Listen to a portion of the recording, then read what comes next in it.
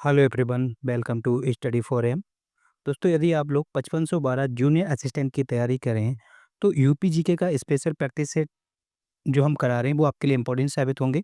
आज का हमारा प्रैक्टिस सेट नंबर 10 है। ये प्रैक्टिस सेट इन्फोर्समेंट कांस्टेबल में आया हुआ प्रैक्टिस सेट है जो कि यूपी ट्रिपल एस सी आयोग द्वारा कराया जाता है। तो अभी फिलहाल हम लोग क्या कर रहे हैं कि नए आयोग द्वारा जितने भी पेपर कराए गए वो डिस्कस कर रहे हैं। तो ये हमारा चौथा पेपर है जो आयोग द्वारा कराया गया है। इस पेपर के साथ-साथ हम क्वेश्चन को और क्या टारगेट कर सकते हैं, क्या डिटेल निकाल सकते हैं, वो हम लोग डिस्कस करेंगे। इम्पोर्टेंट सेशन होने वाला है, एग्ज़ाम ओरिएंटेड होगा। बढ़ते हैं प्रश्न की तरफ। पहला प्रश्न क्या कह रहा है? आतंकवाद निरोधी दस्ते के बारे में निम्नलिखित में से कौन-सा कथन सही है? आजकल ऐसे पैटर्न पूछे जा रहे हैं, तो इसके लिए क्या है कि हमें उसके बारे में काफ़ी अच्छा खासा डिटेल पता होना चाहिए। तो आतंकवाद निरोधी दस्ते को इंग्लिश में क्या कहते हैं? इसे हम लोग एंटी टेररिस्ट स्क्वाड बोलते हैं। क्लियर? जिसे हम शॉर्ट में एटीएस भी बोलते हैं। एटीएस ये अपने हर एक राज्य का अलग-अलग एटीएस होता है। ये आतंकवाद से निपटने के लिए होता है। तो चलिए पहले हम उत्तर प्रदेश के परिप्रेक्ष्य में, क्योंकि हम उत्तर प्रदेश का सेट है तो उत्तर प्रदेश के परिप्रेक्ष्य में हम लोग एटीएस को डिस्कस करेंगे। क्लियर? हम लोग क्या डिस्कस करेंगे? एटीएस। एटीएस का मतलब क्या होता है? एंटी टेररिस्ट स्क्वाड, ये आप जानते हैं। आतंकवादी निरोध दस्ता इसे कहते हैं। यहाँ पर अगर हम इसको पता करें, इसकी गठन कब हुआ? इसका गठन उत्तर प्रदेश सरकार द्वारा कब कराया गया? अगर इसकी बात करें तो एटीएस का गठन उत्तर प्रदेश में 2007 में हुआ। इस बात को याद रखेंगे। कब हुआ? 2007 को। ये किसके लिए किया गया? फॉर अगर हम बात करें एटीएस का किसके लिए किया गया, क्योंकि नाम में ही है आतंकवादी निरोध दस्ता। क्लियर? आतंकवादी घटनाओं से निपटने के लिए इसको बनाया गया था। तो किस लिए बनाया गया था? आतंकवादी घटनाओं से निपटने के लिए। घटनाओं से निपटने के लिए इस तरह से पढ़ेंगे जैसे कि हमको याद हो जाए। बहुत ज़्यादा जल्दबाजी नहीं करनी है। नौकरी लेनी है तो बहुत डिटेल में अच्छे से पढ़ना होगा, क्योंकि एक से एक स्टूडेंट पढ़ा हुआ है। अगर इसका हम हेडक्वार्टर की बात करें, एटीएस का मुख्यालय है कहाँ पर? तो इसका मुख्यालय लखनऊ में है। इस बात को याद रखेंगे। कहाँ पर है? लखनऊ में। इसका हेड होता कौन है? इसका प्रमुख कौन होता है? आतंकवादी निरोधी दस्ते का प्रमुख कौन होता है? इसकी बात करें तो पुलिस महानिदेशक इसके प्रमुख होते हैं। क्लियर? कौन होता है? पुलिस महानिदेशक। महानिदेशक जिसे हम लोग आईजीपी भी बोलते हैं ना, आईजी जिसे बोलते हैं, तो वो इनके क्या होते हैं? हेड होते हैं। तो यही इसके बारे में, एटीएस के बारे में इतनी ही जानकारी ठीक है और उचित भी है। अब हम लोग प्रश्न देखते हैं क्या कह रहा था।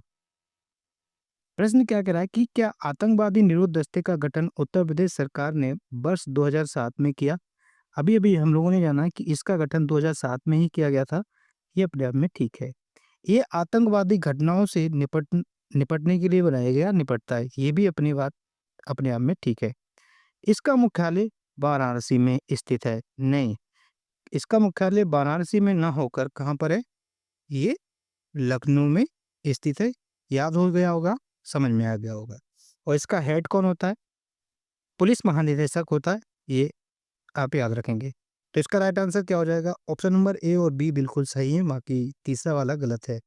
तो दोनों कथन ए और बी सही है, तो option number A is a right answer. Clear है?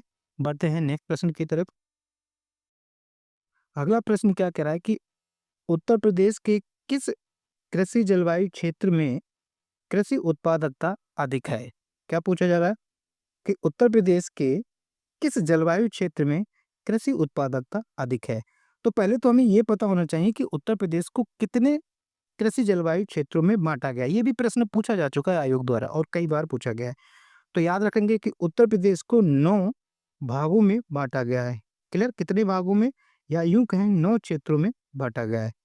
कृषि जलवायु क्षेत्रों की बात करें तो उत्तर प्रदेश को 9 कृषि जलवायु क्षेत्रों में बांटा गया है। इस बात को माइंड में गांठ बांध के रख लो। क्लियर? कितने भागों में बांटा गया? 9 भागों में। अब वो 9 भाग कौन-कौन से हैं? इसकी हम लोग चर्चा करते हैं। क्लियर? पता तो होनी चाहिए कि ओवरऑल हमारा उत्तर प्रदेश किन 9 भागों में डिवाइड है। इन 9 भागों की बात करें तो पहला भाग आप याद रखेंगे भावर एवं तराई क्षेत्र, उत्तर प्रदेश का उत्तरी क्षेत्र, है ना? जिसे हम लोग बोलते हैं भावर, भावर लिख लेंगे, भावर एवं तराई क्षेत्र, एक हमारा ये है। दूसरा अगर हम लोग डिस्कस करें तो अपना पश्चिमी मैदान, पश्चिमी मैदान। तीसरे की अगर हम लोग बात करें तो मध्य पश्चिमी मैदान, मध्य पश्चिमी मैदान।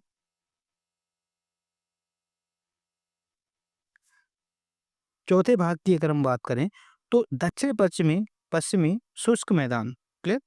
दक्षिण पश्चिमी, पश्चिमी शुष्क मैदान। क्लियर? सम शुष्क मैदान, एक ये आपका क्षेत्र है। पांचवें क्षेत्र की अगर हम बात करें तो आपका मध्य मैदान। क्लियर? उत्तर प्रदेश का मध्य का मैदान है, मध्य मैदान। वहीं अगर हम छठे की बात करें तो आपका बुंदेलखंड। क्लियर? एक आपका बुंदेलखंड क्षेत्र है। सातवां आपका रीजन जो बना हुआ है जो कृषि जलवायु का, वो है उत्तर पूर्वी मैदान। क्लियर? उत्तर प्रदेश का उत्तर पूर्वी मैदान एक इस क्षेत्र में बटा हुआ है। आठवें की अगर हम बात करें तो पूर्व का मैदान, उत्तर प्रदेश के पूर्व का मैदान, तो आपका पूर्वी मैदान। और नवा बचा हुआ है आपका जो मिर्जापुर और सोनभद्र का जो क्षेत्र होता है, वहां पर बिंद मैदान बोलते हैं ना उसको, तो आपका बिंद मैदान। तो इन 9 कृषि जलवायु क्षेत्रों में बांटा गया है, इस बात को याद रखेंगे। क्लियर? इन 9 में सबसे अधिक कृषि उत्पादकता की बात करें तो सबसे अधिक, सर्वाधिक कृषि उत्पादकता कहाँ पर है? आपका पश्चिमी मैदान में है सर्वाधिक कृषि उत्पादकता। इंपॉर्टेंट है ये क्वेश्चन, समझ में आ गया होगा कि उत्तर प्रदेश में सबसे अधिक कृषि होती है, इस बात को भी याद रखेंगे क्योंकि उधर पंजाब और अच्छा खासा वहाँ पर भूमि है, उपजाऊ भूमि है। तो सर्वाधिक कृषि उत्पादकता की बात करें तो पश्चिमी मैदान है। इसके अलावा यहाँ पर एक पॉइंट और याद रखेंगे जो इम्पोर्टेंट है, क्योंकि इस क्षेत्र में अभी तो ये पूछ लिया, आगे चलकर पूछा जा सकता है कि इस क्षेत्र की जलवायु कैसी है। ये इम्पोर्टेंट है, डिस्कस करने, हो सकता है कि एग्जाम में देखने को मिले। अगर आपसे पूछा जाए भावर एवं तराई क्षेत्र की जलवायु कैसी है, तो यहाँ की जलवायु उपोष्ण जलवायु है। मतलब किस प्रकार की जलवायु है? उपोष्ण जलवायु, इस बात को याद रखेंगे। भाई पश्चिमी मैदान की भी जलवायु उपोष्ण है, याद रखेंगे। अगर हम लोग मध्य पश्चिमी मैदान की बात करें तो यहाँ की भी जलवायु उपोष्ण है। अब हर जगह की उपोष्ण नहीं है, अभी आगे देखते हैं। दक्षिण पश्चिमी समशुष्क मैदान की बात करें तो यहाँ की अर्धशुष्क, इंपॉर्टेंट है, अर्धशुष्क यहाँ की जलवायु है। अगर हम मध्य मैदान की बात करें तो समशीतोष्ण। क्लियर? मध्य मैदान का जो जलवायु है, यहाँ की जलवायु समशीतोष्ण होती है, याद रखेंगे। बुंदेलखंड क्षेत्र की अगर हम बात करें तो यहाँ पर अर्धशुष्क, अर्धशुष्क। भाई हम उत्तर पूर्वी मैदान की बात करें तो यहाँ पर समशीतोष्ण, यहाँ की जलवायु समशीतोष्ण होती है। भाई पूर्वी मैदान की भी समशीतोष्ण होती है, समशीतोष्ण। और अगर हम बिंद मैदान की भी बात करें तो यहाँ की भी समशीतोष्ण होती है। इसके अलावा अगर हम पश्चिमी मैदान की बात करें तो यहाँ का पूछा भी जा सकता है कि औसत वर्षा कैसी है। क्लियर? पश्चिमी मैदान की अगर हम लोग औसत वर्षा की बात करें तो यहाँ पर 795 सेंटीमीटर की औसत वर्षा होती है, इस बात को भी याद रखेंगे। क्लियर? तो इसका राइट आंसर क्या हो जाएगा? पश्चिमी मैदान इज ए राइट आंसर। एक बार फिर हम लोग बोलते हैं कि उत्तर प्रदेश के किस कृषि जलवायु क्षेत्र में कृषि उत्पादकता सर्वाधिक है? आपका पश्चिमी मैदान की है। और कृषि जलवायु क्षेत्रों में कितने भागों में बांटा गया? 9 भागों में बांटा गया है। इसके अलावा इस से रिलेटेड और भी एग्जाम में पॉइंट पूछा जाता है, वो अगर हम लोग डिस्कस करें, यदि आपसे पूछा जाए कि उत्तर प्रदेश को कुल कृषि पारिस्थितिक क्षेत्र में कितने कृषि पारिस्थितिकीय क्षेत्र में बांटा गया है? क्या हम बोल रहे हैं? हम कह रहे हैं कि कृषि पारिस्थितिकीय पारिस्थितिकीय क्षेत्र की बात करें तो उत्तर प्रदेश को कुल कितने पारिस्थितिकीय क्षेत्र की अगर बात करेगा तो आप कहेंगे कि 20 क्षेत्रों में बाँटा है। जबकि कृषि जलवायु क्षेत्रों की बात करेंगे तो 9 क्षेत्रों में बाँटा है। इसके अलावा एक पॉइंट और पूछा जाता है कि यदि आपसे पूछा जाए कि उत्तर प्रदेश को कुल मृदा समूह क्षेत्र कितने हैं? क्लियर? कुल मृदा समूह क्षेत्र की बात करें, मृदा समूह क्षेत्र, तो उत्तर प्रदेश को 8 भागों में बाँटा गया। मृदा समूह क्षेत्र के मामले में 8 भागों में, कृषि कृषि पारिस्थितिकीय क्षेत्र के मामले में 20 भागों में बाँटा गया है।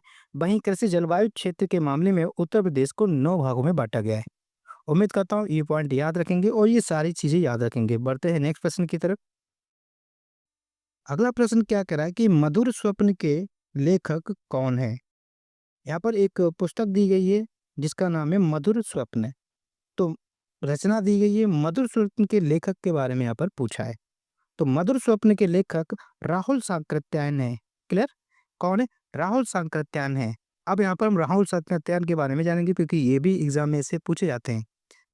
तो अगर हम लोग डिस्कस करें राहुल सांकृत्यायन के बारे में, सांकृत्यायन, क्लियर? पहले तो आपको पता होना चाहिए इनको उपाधि दी गई थी, इनको और किस नाम से जाना जाता है या इनको उपाधि किस नाम से दी गई है? इनको महापंडित भी कहा जाता है। तो पूछा जा सकता है कि किस लेखक को महापंडित कहा जाता है? क्योंकि ये सभी उत्तर प्रदेश से संबंधित है इसलिए इम्पोर्टेंट है। क्लियर? इनके अगर हम जन्म की बात करें तो इनका जन्म 9 अप्रैल 1983 को हुआ था। 9 अप्रैल 1983 को इनका जन्म हुआ था। स्थान इम्पोर्टेंट है, कहाँ पर हुआ था? राहुल सांकृत्यायन के जन्म की अगर हम बात करें तो इनका जन्म आजमगढ़ में हुआ था। मतलब इम्पोर्टेंट है, ये जरूर पूछा जाता है, आजमगढ़ में हुआ था। इसके अलावा इनकी इम्पोर्टेंट रचना आप याद रखेंगे, बोलगा से गंगा तक। क्लियर? बोलगा से गंगा तक इम्पोर्टेंट है। अभी तो यहाँ पूछ भी हो सकता है कि आगे वाले समय में बोलगा से गंगा देखने को मिले। बोलगा से गंगा तक इनकी एक रचना है। एक रचना और याद रखेंगे, कनैला की कथा। क्लियर? कनैला की कथा, इस बात को भी याद रखेंगे। क्लियर? इसके अलावा अगर हम धर्मवीर भारती की बात करें, धर्मवीर भारती, ऑप्शन में धर्मवीर भारती है, इनसे भी रिलेटेड कुछ पॉइंट जान लेते हैं।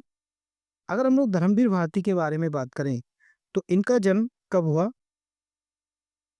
इनके जन्म की बात करें तो 25 दिसंबर 1926 को धर्मवीर भारती जी का जन्म हुआ। क्लियर है? वहीं अगर हम इनका स्थान की बात करें तो इनका जन्म कहाँ पर हुआ था? इनका जन्म इलाहाबाद में हुआ है। क्लियर? धर्मवीर भारती का जन्म कहाँ हुआ है? इलाहाबाद में हुआ है। इनको 1972 में पद्मश्री मिला। पूछा जा सकता है कि धर्मवीर भारती जी को किस वर्ष पद्मश्री से नवाजा गया? 1972 में इनको मिला था। इसके अलावा 1989 में इनको संगीत नाटक अकादमी मिला। ये भी इंपॉर्टेंट है। संगीत नाटक अकादमी इनको कब अवार्ड दिया गया? 1989 में दिया गया। इसके अलावा इनकी रचनाओं की अगर हम बात करें तो इम्पोर्टेंट रचना में आप याद रखेंगे, गुनाहों का देवता। क्लियर? गुनाहों का देवता किनकी रचना है? ये या उपन्यास ये है आपका, ये धर्मवीर भारती का है। एक और इम्पोर्टेंट है, सूरज का सातवां घोड़ा। क्लियर? इंपॉर्टेंट है, याद रखेंगे। सूरज का सातवां घोड़ा धर्मवीर भारती, गुनाहों का देवता धर्मवीर भारती। इसके अलावा हम महावीर प्रसाद द्विवेदी जी की बात करें, महावीर प्रसाद द्विवेदी। क्लियर? पता होना चाहिए। महावीर प्रसाद द्विवेदी की अगर हम बात करें तो इनका जन्म कहाँ पर हुआ? इनका जन्म आजकल इम्पोर्टेंट पूछा जाता है। जन्म इनका ईयर याद रखेंगे, 9 मई 1864 को इनका जन्म हुआ था और ये कहाँ पर हुआ था? रायबरेली में हुआ था। क्लियर? इनकी एक पत्रिका है, याद रखेंगे, सरस्वती पत्रिका इनकी है, इंपॉर्टेंट है, ये पूछी जाती है। सरस्वती पत्रिका किनकी है? महावीर प्रसाद द्विवेदी जी की है। बढ़ते हैं नेक्स्ट प्रश्न की तरफ। अगला प्रश्न क्या कह रहा है कि उत्तर प्रदेश के कानपुर जिले में कौन सा बैराज स्थित है? जिसे मोस्टली हम लोग गंगा बैराज कहते हैं, आपका चिड़ियाघर के पास में है। तो अगर हम कानपुर के गंगा बैराज की बात करें या बैराज की बात करें तो इसका नाम है कानपुर के वाले का नाम क्या है? लवकुश बैराज। क्लियर, क्या इसका राइट आंसर हो जाएगा? Lavkush barrage is a right answer. और ये कहाँ पर है? ये गंगा नदी पर है। क्लियर, लवकुश बैराज हो जाएगा और ये कहाँ पर है? गंगा नदी पर है। पूछा जा सकता है कि इस लवकुश बैराज का निर्माण किस परियोजना के तहत किया गया? ये इंपॉर्टेंट है, याद रखेंगे। अगर हम इसके योजना की बात करें, किस परियोजना के तहत लवकुश बैराज का निर्माण किया गया, तो आप याद रखेंगे डॉक्टर राम मनोहर लोहिया, डॉक्टर राम मनोहर लोहिया जल संपूर्ति परियोजना। क्लियर, इस परियोजना के तहत लवकुश बैराज का निर्माण किया गया। भाई अगर हम बात करें हिंडन बैराज कहाँ पर है? हिंडन आप जानते हैं कि हिंडन नदी के किनारे गाजियाबाद है, तो ये आपका गाजियाबाद में है। क्लियर, कहाँ पर है? गाजियाबाद में। इसके अलावा अगर हम लोग बात करें गोकुल बैराज की बात करें, गोकुल बैराज कहाँ पर है? गोकुल बैराज जो आपका आगरा और मथुरा। क्लियर, आगरा और मथुरा। और ये किस नदी पर है?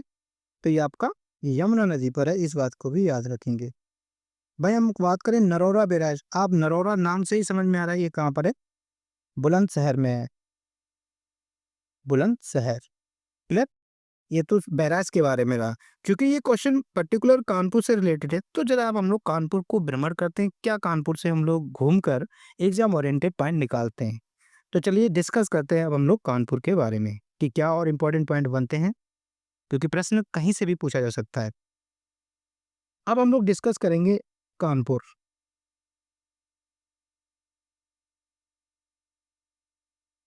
क्लियर, डिस्कस करने वाले हैं कानपुर को। सबसे पहले हमें पता होना चाहिए कि कानपुर, भाई किसी भी टॉपिक को या जिले को याद रखना हमें इस तरह से याद करना पड़ेगा। माइंड में हमारा ये सेटअप होना चाहिए कि वो मंडल कौन सा है, वहाँ पर कौन कौन से संस्थान हैं, क्या क्या इंपॉर्टेंट मंदिर हैं, ऐतिहासिक प्लेस क्या है। इसी प्रकार से हम चीज़ों को सीखेंगे, ऐसे माइंड में क्लिक करना चाहिए तभी याद हो पाएगा। तो सबसे पहले जाने कि कानपुर हमारा क्या है? एक मंडल है। आप जानते हैं कि उत्तर प्रदेश में 18 मंडल हैं और 18 मंडल में से कानपुर हमारा एक मंडल है। और कानपुर मंडल के अंतर्गत कितने जिले आते हैं? 6 जिले आते हैं। क्लियर, इसी के साथ साथ हम ये भी याद रखेंगे कि 6 जिले वाले और कौन से मंडल हैं। तो उत्तर प्रदेश में 18 मंडल में से 3 ही मात्र ऐसे मंडल हैं जिनमें 6-6 जिले आते हैं। जैसे जिसमें से आपका एक कानपुर मंडल है, लखनऊ मंडल है और मेरठ मंडल। तो 3 मंडल हैं जिसमें 6-6 जिले आते हैं। क्लियर, इस बात को भी याद रखेंगे। इन 6 जिलों में कौन-कौन से जिले आ जाते हैं अगर इस पे चर्चा करें, तो कानपुर नगर आपका कानपुर मंडल के अंतर्गत आता है। कानपुर देहात आपका कानपुर मंडल के अंतर्गत आता है। एफपीडी मतलब फर्रुखाबाद आपका कानपुर मंडल के अंतर्गत आता है। कन्नौज आपका कानपुर मंडल के अंतर्गत आता है। इटावा डिस्ट्रिक्ट आपका कानपुर मंडल के अंतर्गत आता है। और औरैया डिस्ट्रिक्ट आपका कानपुर मंडल के अंतर्गत आता है। ये याद रखेंगे, इंपॉर्टेंट है क्योंकि मंडल से रिलेटेड आजकल प्रश्न देखने को मिलते हैं। यहाँ पर अगर हम कुछ इंपॉर्टेंट इंस्टीट्यूट की बात करें, तो आईआईपीआर जिसे हिंदी में कहते हैं भारतीय दलन अनुसंधान संस्थान, कहाँ पर है? कानपुर में। एनएसआई आपका कहाँ पर है? एनएसआई नेशनल शुगर इंस्टीट्यूट, राष्ट्रीय शर्करा संस्थान आपका कहाँ है? कानपुर में। इस बात को याद रखेंगे, इंपॉर्टेंट है। इसके अलावा आप कानपुर में और क्या रखेंगे? यहाँ पर एक हैंडीक्राफ्ट वाला, हैंडीकैप्ड के लिए एक इंस्टीट्यूट है जिसका नाम है डॉक्टर अंबेडकर, लिख लेंगे, डॉक्टर अंबेडकर इंस्टीट्यूट ऑफ, क्या इसकी पीडीएफ आपको मिल जाएगी टेलीग्राम पर। Clear, institute of technology for, technology for handicapped, ये पूछा जाता है, ये इंस्टीट्यूट कई बार पूछा गया है। ये कहाँ पर है? कानपुर में। इसके अलावा यहाँ पर एक कृषि विश्वविद्यालय है जिसका नाम है चंद्रशेखर आजाद, चंद्रशेखर आजाद कृषि एवं प्रौद्योगिकी विश्वविद्यालय, कृषि एवं प्रौद्योगिकी विश्वविद्यालय कहाँ पर है? कानपुर में। इसको शॉर्ट में सीएसए भी बोलते हैं। इसके अलावा यहाँ पर कुछ और संस्थान की बात करें, जैसे कि यहाँ पर एक चमड़ा का संस्थान है। चमड़ा का संस्थान का नाम क्या है? यहाँ पर भारतीय चमड़ा रंगाई एवं जूता संस्थान है। क्लियर, ऐसे याद रखेंगे, भारतीय चमड़ा रंगाई एवं जूता संस्थान, जूता संस्थान, ये कहाँ पर है, ये भी पूछा जाता है, ये आपका कानपुर में है। इसके अलावा यहाँ पर Uttar Pradesh textile technology institute है, ठीक, टेक्सटाइल टेक्नोलॉजी इंस्टीट्यूट कहाँ पर है, ये आपका कानपुर में, याद रखेंगे। क्लियर, ये तो कुछ इंपॉर्टेंट इंस्टीट्यूट है। इसके अलावा यहाँ पर कानपुर में एक बिठूर है, बिठूर में आपका वाल्मीकि आश्रम है, याद रखेंगे। तो वाल्मीकि आश्रम कहाँ पर है, वाल्मीकि आश्रम, तो आप कहेंगे वाल्मीकि आश्रम कानपुर में है। इसके अलावा यहाँ पर जेके मंदिर है, ठीक है। जेके मंदिर कहाँ पर देखने को मिलेगा, जेके मंदिर आपको कानपुर में देखने को मिलेगा। इसी जेके मंदिर के नाम पर यहाँ पर एक जेके कैंसर संस्थान है, इंपॉर्टेंट है। जेके कैंसर संस्थान कहाँ पर है, तो जेके कैंसर संस्थान आपका कानपुर में है। क्लियर है। इसके अलावा यहाँ पर हम लोग डिस्कस करें, यहाँ पर यहाँ पर ऐतिहासिक का यहाँ पर भितरगांव, क्लियर, गुप्तकालीन भितरगांव यहाँ पर मिलेगा। यहाँ पर आपको बलहपारा झील मिलेगी। क्लियर, एग्जाम ओरिएंटेड है। बलहपारा झील कहाँ पर देखने को मिलेगी, कानपुर में। इसके अलावा यहाँ पर मोती झील देखने को मिलेगी, मोती झील देखने को मिलेगी कहाँ पर, कानपुर में। ये बात समझ में आए।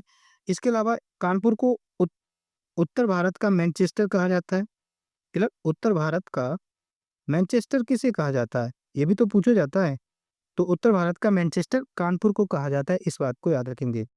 यहाँ पर मेगा लेदर पार्क है, तो मेगा लेदर पार्क कहाँ पर है, मेगा लेदर पार्क, तो आप कहेंगे कि मेगा लेदर पार्क आपको कानपुर में देखने को मिलती है। इसके अलावा यहाँ पर और पार्क जैसे कि टेक्सटाइल एवं हौजरी पार्क कहाँ पर है, टेक्सटाइल एवं हौजरी पार्क की बात करें तो ये आपकी कानपुर में देखने को मिलेगी। क्लियर। मॉडर्न बेकरी कहाँ पर है, मॉडर्न बेकरी, ये भी तो पूछा जाता है। मॉडर्न बेकरी की बात करें तो ये आपकी कानपुर में है। इसके अलावा कुछ यहाँ पर संस्थान वैसे निगम है जो सरकारी हैं, जिसकी की हम बात करें, उत्तर प्रदेश वित्तीय निगम। उत्तर प्रदेश वित्तीय निगम कहाँ पर है, ये आपका कानपुर में है, इस बात को याद रखेंगे। उत्तर प्रदेश वित्तीय निगम का मुख्यालय कानपुर में। इसकी स्थापना यह भी पूछी जाती तो 1954 को ये स्थापित हुआ था। इसके अलावा हम आपसे पूछा जाए कृत्रिम अंग निर्माण लिमिटेड कहाँ पर है, कृत्रिम अंग निर्माण लिमिटेड की बात करें तो ये आपका कानपुर में है। क्लियर। इसके अलावा आपसे पूछा जाए उत्तर प्रदेश लघु उद्योग निगम लिमिटेड, लघु उद्योग निगम लिमिटेड कहाँ पर है, निगम लिमिटेड, तो आप कहेंगे ये कानपुर में। इसकी स्थापना कब हुई थी, 1958 को उत्तर प्रदेश लघु उद्योग निगम की स्थापना हुई थी। क्लियर, ये बात समझ में है। तो इसको थोड़ा मिनिमाइज करते हैं, कुछ और इंपॉर्टेंट पॉइंट जानते हैं कानपुर के बारे में। ये बात समझ में आए, इसको करते हैं साइड में। ये सारी पीडीएफ आपको मिल जाएगी हमारे टेलीग्राम चैनल पर। क्लियर। इसके अलावा यहाँ पर और क्या इंपॉर्टेंट पॉइंट, हिस्टोरिकल कुछ स्टेट की बात करें, इसके अलावा यहाँ पर और याद रख लेंगे, जैसे कि हम बात करें यहाँ पर एक वन अनुसंधान संस्थान भी था। हाँ, अगर आपसे पूछा जाए उत्तर प्रदेश वन अनुसंधान संस्थान कहाँ पर है, अनुसंधान संस्थान, तो आप कहेंगे कि उत्तर प्रदेश वन अनुसंधान संस्थान आपका कानपुर में है, याद रखेंगे, ये भी पूछा जाता है। इसके अलावा पूछा जाए आपसे उत्तर प्रदेश राज्य औद्योगिक विकास प्राधिकरण कहाँ पर है, उत्तर प्रदेश राज्य औद्योगिक विकास प्राधिकरण। क्लियर। और इसकी स्थापना यार पूछी जाती है तो 1961 को, ये भी याद रखेंगे, स्थापित हुआ था। इसके अलावा 1857 की क्रांति हुई थी। क्लियर। 1857 की क्रांति का नेतृत्व कानपुर से किसने किया था, ये भी पूछा जाता है। तो आप बताएंगे तात्या टोपे द्वारा 1857 में कानपुर की क्रांति से संबंधित है। क्लियर। और इसको कानपुर के इसको दमन किसने किया था, ये भी तो पूछा जाता है। तो कैंपबेल ने इसका दमन किया था 1857 की क्रांति को, कानपुर वाले को। क्लियर है। इसके अलावा यहाँ पर इंडियन नेशनल कांग्रेस का सेशन हुआ था, कब हुआ था, 1925 में इंडियन नेशनल कांग्रेस का सेशन कानपुर में हुआ था, जिसकी अध्यक्षता सरोजनी सरोजनी नायडू द्वारा किया गया। क्लियर, इस बात को याद रखेंगे। बाकी यहाँ पर एक कानपुर षड्यंत्र हुआ था। क्लियर, कानपुर षड्यंत्र की बात करें कानपुर षड्यंत्र कब हुआ था, ये ईयर पूछा जाता है।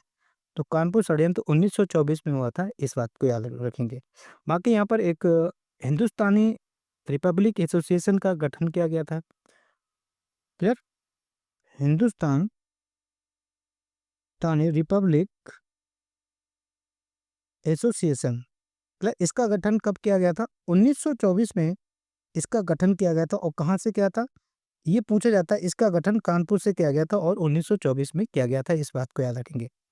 कानपुर से कुछ इंपॉर्टेंट पत्रिकाएं प्रकाशित होती थीं, जिसमें से आप याद रखेंगे ब्राह्मण पत्रिका का प्रकाशन कहाँ से होता था? कानपुर से। और इसके अलावा प्रताप नाम की पत्रिका का भी प्रकाशन कहाँ से होता था? कानपुर से। प्रताप नाम की पत्रिका का जो पब्लिशर कौन था, मतलब संस्थापक कौन था, या प्रकाश करने किनके द्वारा प्रकाशित की गई? तो ये गणेश शंकर विद्यार्थी द्वारा प्रकाशित की गई थी। गणेश शंकर विद्यार्थी, क्लियर। और ये कब की गई थी? 1910 में की गई थी, याद रखेंगे। भाई ब्राह्मण की अगर हम बात करें, ब्राह्मण पत्रिका 1883 में प्रकाशित की गई थी। और किसके द्वारा? पंडित प्रताप नारायण मिश्र, क्लियर। पंडित प्रताप नारायण मिश्र द्वारा इसको प्रकाशित की गई थी। भाई अगर हम बात करें 2011 की जनगणना के अनुसार अगर हम लोग कानपुर को देखें, तो सर्वाधिक महिला साक्षरता वाला जिला कौन सा है? सर्वाधिक महिला साक्षरता वाला जिला कौन सा है? कानपुर है। अगर ओवरऑल साक्षरता दर की बात करें, ठीक है, तो सेकेंड साक्षरता दर वाला जिला है। क्लियर? सेकेंड साक्षरता वाला जिला पहला कौन सा है? गौतम बुद्ध नगर है, इस बात को याद रखेंगे। इसके अलावा कानपुर न्यूनतम 10 की वृद्धि वाला जिला, क्लियर। न्यूनतम 10 की वृद्धि वाला जिला कौन सा है? न्यूनतम 10 की वृद्धि वाला जिला, ये भी याद रखेंगे, कानपुर है, इस बात को याद रखिए। क्लियर? ये इंपॉर्टेंट पॉइंट थे। इसका आंसर भी हो गया। बढ़ते हैं नेक्स्ट प्रश्न की तरफ। अगला प्रश्न क्या कह रहा है? उत्तर प्रदेश के महत्वपूर्ण राज्य सरकार संस्थाओं के बारे में निम्नलिखित में से कौन सा कथन सही है? यहाँ पर उत्तर प्रदेश लोक सेवा आयोग की बात की गई है, उत्तर प्रदेश मानवाधिकार आयोग की बात की गई है, और उत्तर प्रदेश सूचना आयोग की बात की गई है। अब इनके बारे में हमें पता होना चाहिए, तभी इस प्रश्न को किया जा सकता है। क्लियर? तो चलिए डिस्कस करते हैं। पहला पॉइंट क्या कह रहा है कि उत्तर प्रदेश राज्य लोक सेवा आयोग की हम बात करते हैं। उत्तर प्रदेश लोक सेवा आयोग,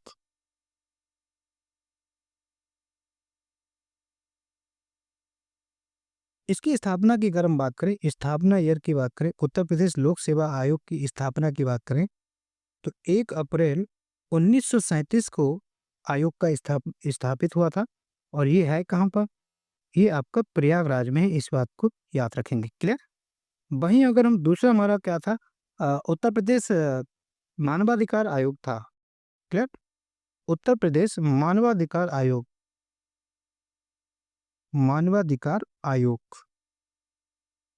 अगर हम उत्तर प्रदेश मानवाधिकार आयोग की बात करें, इसकी स्थापना शुरुआत में हुई थी 4 अप्रैल 1996 को, इसकी स्थापना हुई थी। क्लियर? लेकिन जब आप घटनाचक्र की किताब पढ़ेंगे या परीक्षावाड़ी की किताब को पढ़ेंगे, तो इसकी औपचारिक स्थापना, क्लियर, पूरी तरह से ढंग से औपचारिक स्थापना कब हुई थी? 7 अक्टूबर सन 2002 को इसकी औपचारिक स्थापना हुई थी। गूगल में आपको ये भी मिलेगा और ये भी मिलेगा। आयोग ने इसका आंसर 1996 माना है, तो इस बात को याद रखेंगे। इसके अलावा ये पूछा जाता है कि इस आयोग, जो उत्तर प्रदेश मानवाधिकार आयोग है, ये किस अधिनियम के तहत बना था? तो ये याद रखेंगे, मानवाधिकार संरक्षण अधिनियम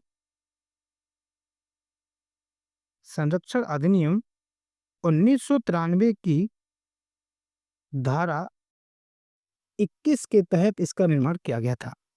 क्लियर है? इसके अध्यक्ष व सदस्य की अगर हम बात करें, तो उत्तर प्रदेश राज्य मानवाधिकार आयोग के अध्यक्ष और सदस्य के कार्यकाल की बात करें, कार्यकाल, ये पूछा जाता है कि इनका कार्यकाल कितना होता है, और भी स्टेटमेंट में डीप में पूछा जा सकता है। तो इनके कार्यकाल की अगर बात करें तो कार्यकाल इनका 3 वर्ष होता है या 70 वर्ष। 70 वर्ष आयु जो पहले हो जाए वो होता है, ठीक? या तो वो 3 वर्ष कार्यकाल पूरा कर ले या उसकी उम्र 70 वर्ष हो जाए, ये याद रखेंगे। इसके अलावा अगर आपसे पूछा जाए उत्तर प्रदेश मानवाधिकार आयोग के फर्स्ट अध्यक्ष कौन थे? क्लियर? उत्तर प्रदेश राज्य मानवाधिकार आयोग के प्रथम अध्यक्ष की हम बात करें तो एपी मिश्रा प्रथम अध्यक्ष थे। कौन थे? एपी मिश्रा प्रथम अध्यक्ष थे। ये कब बने थे? ये 10 अक्टूबर सन 2002 को बने थे और कब तक रहे थे? ये 31 अगस्त 2006 तक रहे थे। 31 अगस्त 2006 तक ये अध्यक्ष के रूप में रहे थे, याद रखेंगे, इंपॉर्टेंट है।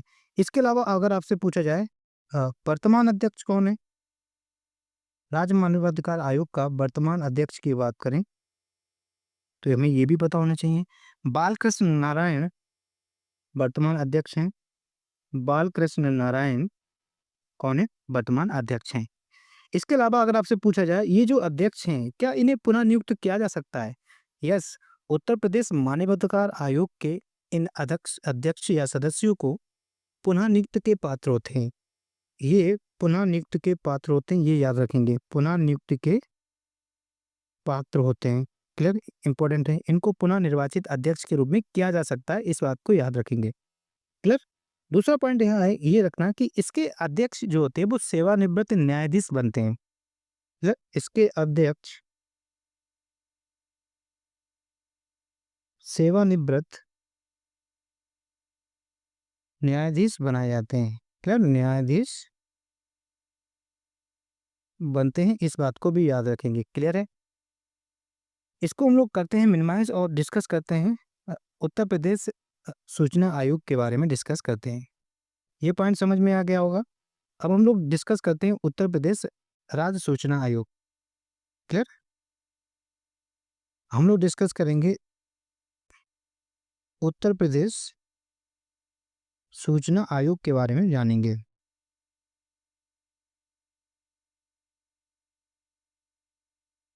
अगर हम लोग उत्तर प्रदेश सूचना आयोग की बात करें तो इसका गठन कब हुआ? 14 सितंबर सन 2005 को उत्तर प्रदेश सूचना आयोग का गठन हुआ। क्लियर?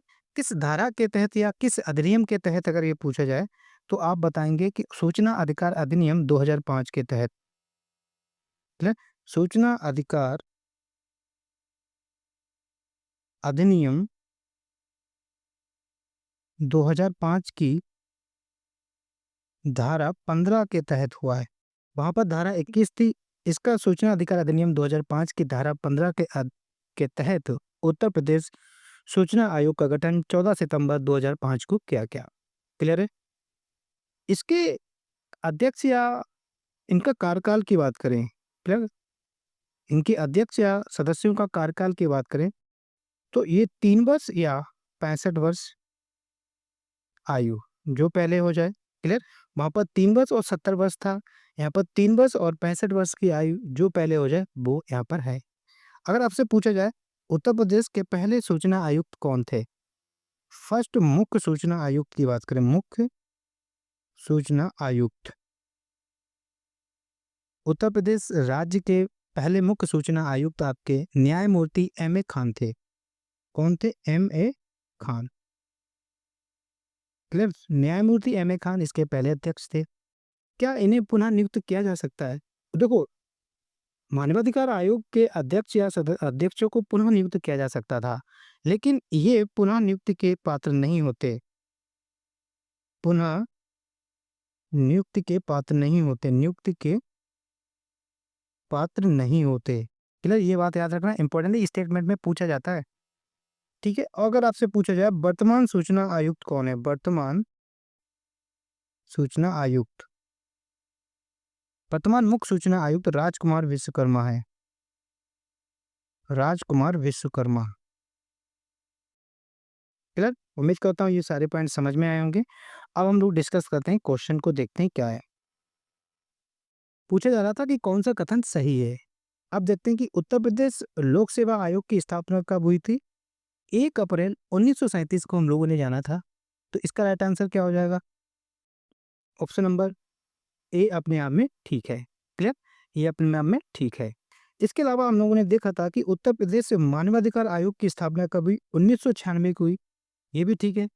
हम लोगों ने देखा था कब हुई थी? 4 अप्रैल 1996 को इसकी स्थापना हुई थी। क्लियर है? याद रखेंगे। 4 अप्रैल थी या 14 अप्रैल थी? हाँ, 4 अप्रैल को ही हुई थी। क्लियर है? तो 4 अप्रैल को इसकी स्थापना हुई, ये भी अपने आप में ठीक है। अगला कह रहा है कि उत्तर प्रदेश सूचना आयोग की स्थापना 1948 में हुई। नहीं, उत्तर प्रदेश सूचना आयोग की स्थापना 14 सितंबर 2005 को हुई थी। क्लियर? कब हुई थी? 2005 को हुई थी। तो ओनली ऑप्शन नंबर ए और बी सही है, सी आपका गलत है। क्लियर? तो इसका राइट आंसर क्या हो जाएगा? ऑप्शन नंबर ए और B is a right answer. Clear है? समझ में आया क्या है? बाकी ये डिटेल याद रखेंगे, कहाँ से भी क्वेश्चन पूछा जा सकता है। अगला प्रश्न क्या कह रहा है? अगला प्रश्न कह रहा है कि मैथिली शरण गुप्त के बारे में निम्नलिखित में से कौन सा कथन सत्य है? यहाँ पर ये पूछा है कि मैथिली शरण गुप्त के बारे में कथन पूछा है। तो कथन के बारे में ज़्यादा पूछा जा रहा है, आप नोट कर पा रहे होंगे। तो हम लोग जानते हैं मैथिली शरण गुप्त के बारे में क्या पॉइंट निकाल सकते हैं। अगर हम लोग मैथिली शरण गुप्त को डिस्कस करें, मैथिली शरण गुप्त, क्लियर? मैथिली शरण गुप्त की अगर हम बात करें तो पहले हमें पता होना चाहिए कि इनका जन्म कब हुआ। इनका जन्म 3 अगस्त 1886 को मैथिली शरण गुप्त जी का जन्म हुआ था। अगर इनका जन्म स्थान की बात करें कि किस स्थान पर जन्म हुआ था, तो पर्टिकुलर इनका जन्म चिरगांव में हुआ था। और चिरगांव कहाँ पर है? ये आपका झांसी है, और झांसी आप जानते हैं कहाँ पर? उत्तर प्रदेश में है। क्लियर? इनकी प्रथम कृति कौन सी है? इनकी प्रथम रचना की बात करें, प्रथम कृति, इनकी प्रथम कृति है रंग में भंग। क्लियर? इंपॉर्टेंट है। रंग में भंग किनकी है? मैथिली शरण गुप्त की है। और इन्होंने कब इनको रचना की थी? 1909 में इसको लिखा था। क्लियर है? बाकी इनके कुछ इंपॉर्टेंट महाकाव्य में याद रख लेंगे। क्लियर? महाकाव्य की अगर हम बात करें, साकेत इनका इंपॉर्टेंट महाकाव्य है।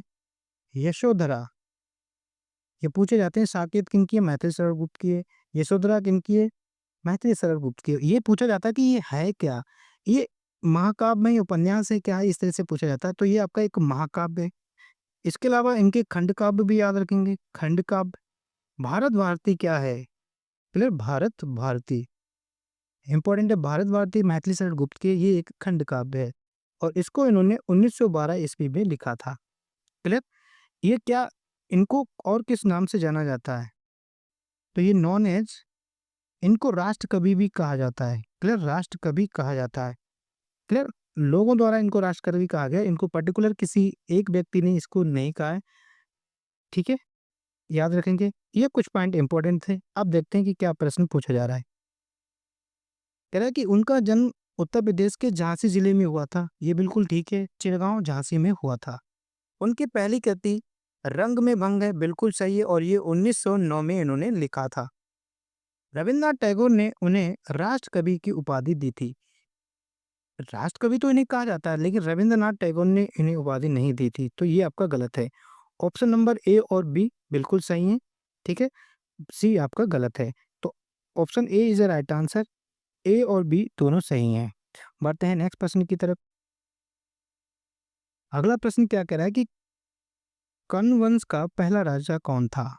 क्लियर? कण्व वंश का पहला राजा कौन सा था? देखो, कुछ वंश हम आपको बता रहे हैं, इनके सीक्वेंस याद रखना जी, एक ही पीरियड के हैं। जैसे कि सबसे पहले आप याद रखेंगे शुंग वंश। क्लियर? शुंग वंश के संस्थापक या प्रथम राजा की बात करें तो पुष्यमित्र सिंह शुंग। क्लियर? पुष्यमित्र सिंह शुंग वंश के संस्थापक है, इस बात को याद रखिए। शुंग वंश के बाद जो वंश आया था वो आया था कण्व वंश। कण्व वंश आया था। क्लियर? कण्व वंश, कण्व वंश के संस्थापक या प्रथम राजा की बात करें तो वसुदेव, क्लियर, प्रथम राजा थे। इनके कार्यकाल की बात करें तो 75 ईसा पूर्व से लेकर 30 ईसा पूर्व तक इनका कार्यकाल रहा। कण्व वंश में मात्र 4 ही शासक रहे थे। इसमें इस वंश में ओनली 4 शासक रहे हैं। क्लियर? वो 4 शासक कौन कौन है ये भी देख लेते हैं, पूछा जा सकता है कुछ भी। पहले आप याद रखेंगे वसुदेव, पहले शासक या पहले राजा कौन थे? वसुदेव। दूसरे राजा थे भूमिमित्र। फिर दूसरे राजा कौन थे? भूमिमित्र। तीसरे राजा की अगर हम बात करें तो नारायण थे। तीसरे राजा नारायण थे। और चौथे राजा सुशर्मन थे। क्लियर? तो ये 4 राजा थे। कोई भी पोजीशन पूछी जा सकती है। पूछा जा सकता है कि कनवंश के अंतिम राजा कौन थे? आप कहेंगे कि सुशर्मन अंतिम राजा थे। क्लियर? इसके बाद आप याद रखेंगे इसके तुरंत बाद जो आया था वो आया था सातवाहन। और सातवाहन के संस्थापक सिमुक थे। क्लियर? इस बात को भी याद रखेंगे। तो कन्वंश के कौन है? वासुदेव इसका राइट आंसर हो जाएगा। Option number D is a right answer. बढ़ते हैं नेक्स्ट प्रश्न की तरफ। अगला प्रश्न क्या कह रहा है कि उत्तर प्रदेश के राज्य चिन्ह में क्या दर्शाया गया है? ये तो आप भली बात जानते होंगे। उत्तर प्रदेश के राज्य चिन्ह में बताएं तो आपकी 2 मछलियां हैं। क्लियर? क्या? 2 मछलियां। और आपका एक जोड़ी क्या है? तीर और धनुष है। क्लियर? एक जोड़ी तीर और धनुष है। इसके अलावा ये पूछा जाता है कि ये जो मछलियां हैं ये कहाँ से ली गई हैं? इन मछलियों को रूमी दरवाजा से लिया गया है। क्लियर? कहाँ से लिया गया? रूमी दरवाजा। और रूमी दरवाजा है कहाँ ये भी पूछा जाता है। रूमी दरवाजा आपकी राजधानी लखनऊ में है। रूमी दरवाजा की ऊंचाई पूछी जाती है तो 60 फीट इसकी ऊंचाई है। रूमी दरवाजा बनवाया किसने था? आसफ उद्दौला द्वारा बनवाया गया था। क्लियर? ये भी याद रखेंगे, आसफ उद्दौला द्वारा। इसके अलावा आसफ उद्दौला ने बड़ा इमामबाड़ा भी बनवाया है। और बड़ा इमामबाड़ा एक हॉल जैसा था। अगर आपसे पूछा जाए बड़ा इमामबाड़ा की छत पर जाने के लिए कितनी सीढ़ियां चढ़नी पड़ेंगी, हो सकता है कि आगे ये भी पूछा जा सकता है। तो याद रखेंगे 84 सीढ़ियां चढ़नी पड़ती हैं। क्लियर है? तो याद रखेंगे ये कहाँ से लिया गया था मछलियाँ? भूमि दरवाजा से। राज्य के चिन्ह के रूप में 2 मछलियाँ आती थी, उसको कब स्वीकृति मिली? तो याद रखेंगे 1937 को इसकी स्वीकृति मिली। 1937 नहीं होना चाहिए, 1938 को इसको स्वीकृति मिली। क्लियर है? तो राज्य के चिन्ह क्या है? अ, धनुष बाण और मछलियों की जोड़ी। क्लियर? याद रखेंगे option number B is right answer. कब अपनाया गया था? 1938। मछलियां 2 कहाँ से ली गई हैं? रूमी दरवाजा से ली गई हैं। बढ़ते हैं नेक्स्ट प्रश्न की तरफ। अगला प्रश्न कह रहा है कि उत्तर प्रदेश के सोनभद्र जिले के साथ निम्नलिखित में से कौन सा राज्य सीमा साझा नहीं करता?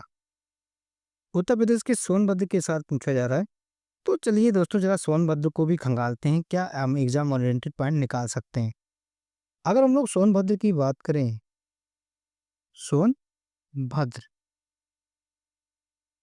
क्लियर, ये हमारा रहा सोनभद्र। सोनभद्र की अगर हम लोग चर्चा में लें तो पहले तो आपको पता होना चाहिए सोनभद्र एकमात्र ऐसा जिला है जो 4 राज्यों से सीमा साझा करता है। उत्तर प्रदेश का एकमात्र ऐसा जिला जो 4 राज्यों से सीमा साझा करता है वो आपका है सोनभद्र सीमा साझा। क्लियर? पूरा नहीं लिखेंगे, आप लोग सुनेंगे और चाहो तो अपना लिखते रहें। वो 4 राज्य कौन कौन से इस पे डिस्कस करें तो आपका मध्य प्रदेश, छत्तीसगढ़, झारखंड और बिहार। क्लियर? इन 4 राज्यों से सोनभद्र सीमा साझा करता है। इसके अलावा हम सोनभद्र के बारे में और डिस्कस करें तो सोनभद्र कितने जिलों के साथ सीमा साझा करता है? देखो ये पॉइंट इंपॉर्टेंट है। हमने तो ये देख लिया कि सोनभद्र ने 4 राज्यों के साथ सीमा साझा करता है। अगर ये हम देखें कि उत्तर प्रदेश के कितने जिलों के साथ सीमा साझा करता है तो सोनभद्र 2 जिलों के साथ सीमा साझा करता है। इस बात को भी याद रखेंगे, 2 जिलों के साथ पूछा जा सकता है, ये भी याद रखना, 2 जिलों के साथ सीमा साझा करता है। वो 2 जिले कौन कौन से हैं आपके माइंड में क्लिक होना चाहिए। तो सोनभद्र मात्र 2 जिलों से सीमा साझा करता है जिसमें से आपका मिर्जापुर और चंदौली। क्लियर? उत्तर की तरफ सोनभद्र की उत्तर के 2 जिले हैं, मिर्जापुर और चंदौली। याद रखेंगे, इंपॉर्टेंट है। इसके अलावा आपको पता होना चाहिए कि सोनभद्र किस मंडल के अंतर्गत आता है। तो सोनभद्र आपका मिर्जापुर मंडल के अंतर्गत आता है। क्लियर? मिर्जापुर मंडल के अंतर्गत आता है, इस बात को याद रखेंगे, इंपॉर्टेंट है। इसके अलावा अगर हम बात करें, देखो दोस्तों उत्तर प्रदेश के 75 जिले हैं और 75 जिलों के जिला मुख्यालय हैं। कुछ जिले ऐसे हैं जिनके मुख्यालय उनके जिलों से अलग हैं, बाकी के ज्यादातर के उनके ही जिले में उनके मुख्यालय हैं। तो सोनभद्र का मुख्यालय याद रखेंगे, ये इंपॉर्टेंट है। सोनभद्र का मुख्यालय रॉबर्ट्सगंज में है। कहाँ पर है? रॉबर्ट्सगंज में सोनभद्र का मुख्यालय, इस बात को याद रखेंगे, ये इंपॉर्टेंट है। इसके अलावा सोनभद्र में आपको ओबरा थर्मल पावर स्टेशन मिलता है। यहाँ पर क्या मिलता है ये भी पूछा जा चुका है। ओबरा थर्मल पावर स्टेशन कहाँ पर है? Thermal power station. तो ये आपका सोनभद्र में याद रखेंगे। इसकी स्थापना की अगर बात करें तो ये 1967 से और 71 तक ये निर्माण होकर तैयार हुआ। इसके अलावा आपसे यहाँ पर अनपरा ताप विद्युत केंद्र भी है। अनपरा ताप विद्युत केंद्र कहाँ पर है? ताप विद्युत केंद्र बोल दें या गैरह बोल दें, अनपरा आपका सोनभद्र में, इस बात को याद रखेंगे। बाकी सोनभद्र में आपका सिंगरौली कोयला कारखाना है। सिंगरौली कोयला खान कहाँ पर है? कोयला खान, सिंगरौली कोयला खान सोनभद्र में है, इस बात को याद रखेंगे। बाकी सोनभद्र में आपका रेणुकूट एक जगह है। रेणुकूट में हिंडाल्को इंडस्ट्री है। क्लियर, याद रखेंगे। हिंडाल्को इंडस्ट्री कहाँ पर है? Hindalco industry. Clear, Hindalco industry आपका कहाँ है? रेणुकूट में, और रेणुकूट कहाँ है? आपका सोनभद्र में। बाकी यहाँ पर सीमेंट कारखाना भी है। क्लियर, सीमेंट कारखाना, और सीमेंट कारखाना सोनभद्र में किस जगह है? तो चुर्क एंड डला, याद रखेंगे, चुर्क एंड डला। क्लियर, चुर्क एंड डला का यहाँ पर क्या है? सीमेंट के कारखाने, इस बात को याद रखेंगे। बाकी सोनभद्र के अगर और इम्पोर्टेंट पॉइंट का बात करें तो सर्वाधिक अनुसूचित जनजाति वाला जिला, उत्तर प्रदेश का सर्वाधिक अनुसूचित जनजाति वाला जिला आपका सोनभद्र है। तो लिख सकते हैं सर्वाधिक अनुसूचित जनजाति वाला जिला। जनजाति, जनजाति लिखेंगे, जनजाति वाला जिला। परसेंटेज के मामले में यही है, इस बात को भी याद रखेंगे। क्लियर, चाहे परसेंटेज पूछा जाए या संख्या के मामले में सोनभद्र ही आगे है। इसके अलावा दोस्तों यहाँ पर उत्तर प्रदेश का पहला वनग्राम है। क्लियर, पहला वनग्राम कहाँ पर है? सोनभद्र में है। उस ग्राम का नाम पूछा जाए तो बेलहत्ती ग्राम। क्लियर, बेलहत्ती ग्राम उत्तर प्रदेश का पहला वनग्राम हो, ये है कहाँ पर? ये सोनभद्र में है। क्लियर है। इसके अलावा आपको यहाँ से इस चीज को मिनिमाइज करते हैं। ये पॉइंट समझ में आए होंगे। रिवीजन इतनी बार करेंगे, इतनी प्रैक्टिस में ये बार बार हम बताएंगे, अगर आएगा तो आपको रट जाएगा, क्वेश्चन आएगा कहाँ से। इसके अलावा यहाँ पर अगर हम लोग बात करें तो आपको यहाँ पर कुछ डैम इंपॉर्टेंट हैं, है ना, नदियों के डैम भी ये पूछे जाते हैं राज्यों से, जैसे कि यहाँ पर ओबरा डैम में आपको देखने को मिलेगा। क्लियर, ओबरा डैम के बाद यहाँ पर आपका कन्हार डैम इंपॉर्टेंट है। कन्हार डैम कहाँ पर है? ये आपका सोनभद्र में है। इसके अलावा यहाँ पर गोविंद वल्लभ पंत सागर है। गोविंद वल्लभ पंत जलाशय या झील कह सकते हैं, जलाशय, और ये एक कृत्रिम झील है। और ये किस नदी पर है? ये आपका रेंद नदी पर है। बाकी यहाँ पर रेंद परियोजना भी है, इस बात को याद रखेंगे। क्लियर, यहाँ पर कुछ इंपॉर्टेंट जनजाति देखने को मिलती हैं जो एग्जाम में पूछी जाती हैं। क्लियर, तो पूछा जा सकता है कि पहरिया जनजाति कहाँ, जैसे कि आपके पूछा जाए परैया जनजाति। क्लियर, इसके अलावा अगरिया जनजाति। क्लियर, आपका बैगा जनजाति, बैगा जनजाति, और आपका भुइया। क्लियर, भुइया जनजाति, ये कुछ इंपॉर्टेंट जनजाति कहाँ पर? सोनभद्र में देखने को मिलती हैं। इसके अलावा सोनभद्र में आप कर्मा लोक नृत्य। क्लियर, कर्मा एक लोक नृत्य है। लोक नृत्य ये सोनभद्र में भी किया जाता है और मिर्जापुर में भी। क्लियर, तो मिर्जापुर और सोनभद्र दोनों एक साथ याद रखेंगे। क्लियर, कहाँ पर याद रखेंगे। इसके अलावा यहाँ पर रेणुकेश्वर महादेव मंदिर देखने को मिलता है। क्लियर, रेणुकेश्वर महादेव मंदिर कहाँ पर है? रेणुकेश्वर महादेव मंदिर, तो ये आपको सोनभद्र में देखने को मिलेगा। सोनभद्र में आपका सोन नाम से सोन महोत्सव मनाया जाता है। क्लियर, यहाँ का अगर हम वन डिस्ट्रिक्ट वन प्रोडक्ट देखें तो कालीन भैया यहाँ का वन डिस्ट्रिक्ट वन प्रोडक्ट है। क्लियर, कोयला उत्पादन का सर्वाधिक क्षेत्र कहाँ है? ये प्रश्न पूछा जाता है। तो कोयला उत्पादन का सर्वाधिक क्षेत्र, कोयला उत्पादन का सर्वाधिक क्षेत्र कहाँ पर है? उत्तर प्रदेश में। तो ये आपका सोनभद्र में, इस बात को याद रखेंगे। बाकी एक वन्यजीव अभ्यारण्य है जो सोनभद्र में भी है और मिर्जापुर में भी है, इसका नाम है कैमूर वन्यजीव अभ्यारण्य। कैमूर वन्यजीव अभ्यारण्य। क्लियर, ये कहाँ पर है? ये आपका मिर्ज़ापुर और सोनभद्र दोनों जगह पर ये फैला हुआ है। क्लियर? उम्मीद करता हूँ सोनभद्र से रिलेटेड ये इंपॉर्टेंट पॉइंट समझ में आए होंगे। अब हम लोग प्रश्न करते हैं क्या है? तो पूछा जा रहा है कि आप जानते हैं कि कितने राज्यों से सीमा साझा करता है? 4 राज्यों से सीमा साझा करता है। क्या-क्या हम लोगों ने जाना था? मध्य प्रदेश से सीमा साझा करता है, छत्तीसगढ़ से करता है, झारखंड से करता है और आपका बिहार से। क्लियर? तो ये 4 राज्यों से सीमा साझा करता है। ऑप्शन देखते हैं। छत्तीसगढ़ से करता है, बिल्कुल सही। झारखंड से करता है, ये भी बात सही है। लेकिन हिमाचल प्रदेश से सीमा साझा नहीं करता। हिमाचल प्रदेश से तो मात्र एकमात्र जिला सीमा साझा करता है, वो आपका सहारनपुर। क्लियर? उत्तर प्रदेश का एकमात्र जिला जो हिमाचल प्रदेश से सीमा साझा करता है, वो तो आपका सहारनपुर है। तो इसका राइट आंसर क्या हो जाएगा? ऑप्शन नंबर ए और बी दोनों सही हैं। क्लियर है? बढ़ते हैं नेक्स्ट प्रश्न की तरफ। बाकी ये बाय हार्ट लर्न होने चाहिए। 1 से 2 बार याद करेंगे, हो जाएगा। बाकी हमारे साथ आप प्रैक्टिस करते रहें, तो चीज़ें स्ट्रॉन्ग हो जाएँगी। अगला प्रश्न क्या कह रहा है कि उत्तर प्रदेश का झूला नृत्य किस महीने में किया जाता है? उत्तर प्रदेश का झूला नृत्य पूछा है, ये किस महीने में किया जाता है? यहाँ पर ये पूछा है। तो पहले तो हमें ये भी पता होना चाहिए कि ये उत्तर प्रदेश के किस क्षेत्र का, कहाँ पर ये नृत्य किया जाता है। तो झूला नृत्य उत्तर प्रदेश के ब्रज क्षेत्र का एक नृत्य है। इस बात को याद रखेंगे, इंपॉर्टेंट पॉइंट है क्योंकि ऐसे भी पूछे जाते हैं। क्लियर? ब्रज क्षेत्र का एक नृत्य है। इसको श्रावण माह में किया जाता है। क्लियर? किस महीने में किया जाता है? श्रावण महीने में किया जाता है। और आप जानते हैं कि श्रावण आपका एक तत्सम है। अगर इसका तद्भव पूछा जाए तो सावन। तो श्रावण भी ऑप्शन में हो सकता है या सावन में भी हो सकता है। तो इसका राइट आंसर क्या हो जाएगा? Option number D is a right answer. इसके अलावा उत्तर प्रदेश के कुछ इंपॉर्टेंट आप नृत्य को डिस्कस करें जो एग्जाम में पूछे जाते हैं। जैसे कि हम लोग ब्रज क्षेत्र के करें, ब्रज क्षेत्र के पूछे जाते हैं कि ये कौन से क्षेत्र का नृत्य है। अगर हम ब्रज क्षेत्र में चर्चा में लें तो आप याद रखेंगे मयूर नृत्य। क्लियर? मयूर नृत्य कहाँ का? ये आपका ब्रज क्षेत्र का एक नृत्य है और इसमें मयूर पंख के मतलब मोर पंख के वस्त्र पहनकर इसमें किया जाता है। इस बात को याद रखेंगे। पूछा जा सकता है कि मोर वस्त्र पहनकर कौन सा डांस किया जाता है, नृत्य किया जाता है? मयूर नृत्य। इसके अलावा कीर्तन नृत्य कहाँ का है?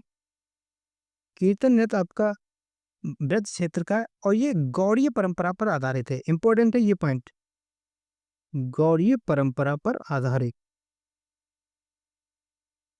क्योंकि पूछा जा सकता है कि कौन सा उत्तर प्रदेश का नृत्य गौड़ीय परंपरा पर आधारित है, तो आप कहेंगे कि कीर्तन नृत्य गौड़ीय परंपरा पर आधारित है। इसके अलावा आप याद रखेंगे नरसिंह नृत्य। क्लियर? नरसिंह नृत्य कहाँ का? ब्रज क्षेत्र का एक नृत्य है। बाकी इंपॉर्टेंट है, आप जानते हैं कि चरकुला नृत्य कई बार एग्जाम में पूछा और आप लोग भी आई थिंक ये जानते होंगे। इसमें क्या होता है कि इसमें जो फीमेल होती हैं, महिलाएं होती हैं, वो 108 दीपकों को 108 दीपकों को चरकुला में रखकर, चरकुला का मतलब होता है पिंजरा। क्लियर? पिंजरा पर रखकर अपने सिर पर रखती हैं। क्लियर? रखकर डांस करती हैं। ये याद रखेंगे। कहाँ का चरकुला नृत्य? ब्रज क्षेत्र का। इसके बाद याद रखेंगे इंपॉर्टेंट है घड़ा नृत्य। घड़ा नृत्य का संबंध किस क्षेत्र से? ब्रज क्षेत्र से है। इस घड़ा नृत्य में क्या होता है कि बैलगाड़ी या रथ के पहिए पर, क्लियर, बैलगाड़ी का पहिया हो या रथ के पहिए पर, रथ के पहिए पर घड़े रखकर फिर महिलाएं अपने सिर पे रखती हैं और डांस करती हैं। ये यहाँ पर याद रखना। इसके अलावा याद रखेंगे इंपॉर्टेंट आपका ख्याल नृत्य। फिर ख्याल नृत्य कहाँ का? ख्याल नृत्य आपका बुंदेलखंड क्षेत्र का एक नृत्य है। ख्याल नृत्य बुंदेलखंड का क्षेत्र का नृत्य है। ये कब किया जाता है ख्याल? पुत्र जन्मोत्सव पर किया जाता है। क्लियर? पुत्र जन्मोत्सव पर ख्याल नृत्य किए जाते हैं। इस बात को याद रखेंगे। क्लियर? इसके अलावा बुंदेलखंड क्षेत्र का ही आपका एक घोड़ा नृत्य है। घोड़ा नृत्य, घोड़ा नृत्य को घड़ा नृत्य से ना कंफ्यूज करना। ये घोड़ा नृत्य है और ये कहाँ का है? ये भी आपका बुंदेलखंड क्षेत्र का है। बुंदेलखंड क्षेत्र का है। इसकी क्या विशेषता है? ये मांगलिक अवसर पर बाजों की धुन पर घोड़ा द्वारा नृत्य किया जाता है। क्लियर? ये मांगलिक अवसर पर किया जाता है। मांगलिक अवसर पर किया जाता है। इसके अलावा इंपॉर्टेंट आप याद रखेंगे नटवरी नृत्य। नटवरी नृत्य इंपॉर्टेंट है। ये पूर्वांचल के यादवों द्वारा किया जाता है। क्लियर? पूर्वांचल के यादवों द्वारा किया गया नृत्य कौन सा है? नटवरी नृत्य, इस बात को याद रखेंगे। इसके अलावा एक और इम्पोर्टेंट याद रख लेंगे, इसको कर देते हैं मिनिमाइज। अगर आपसे पूछा जाए, एक तो आपका नटवरी हो गया, एक आप पूछेंगे नकटोरा नृत्य, इंपॉर्टेंट है नकटोरा नृत्य। ये कहाँ का है? ये भी आपका पूर्वांचल का एक नृत्य है, और ये लड़कों मतलब लड़कों के विवाह वाले दिन, इस विवाह वाले दिन, विवाह के बाद घर में जब बारात आ जाती है, तब महिलाओं द्वारा ये किया जाता है। क्लियर? महिलाओं द्वारा पुरुषों के वेश में कपड़े पहनकर करती हैं, रात भर एंजॉय करती हैं नकटोरा नृत्य में। क्लियर है? बढ़ते हैं नेक्स्ट प्रश्न की तरफ। अगला प्रश्न क्या कह रहा है कि मुंशी प्रेमचंद के बारे में निम्नलिखित में से कौन सा कथन सही है? मुंशी प्रेमचंद जी के बारे में, इसमें काफी कवियों के बारे में काफी कुछ पूछा है, तैयार रहना पड़ेगा हम लोगों को। तो मुंशी प्रेमचंद जी के बारे में जान लेते हैं, क्या है कहानी। हम लोग डिस्कस करेंगे मुंशी प्रेमचंद।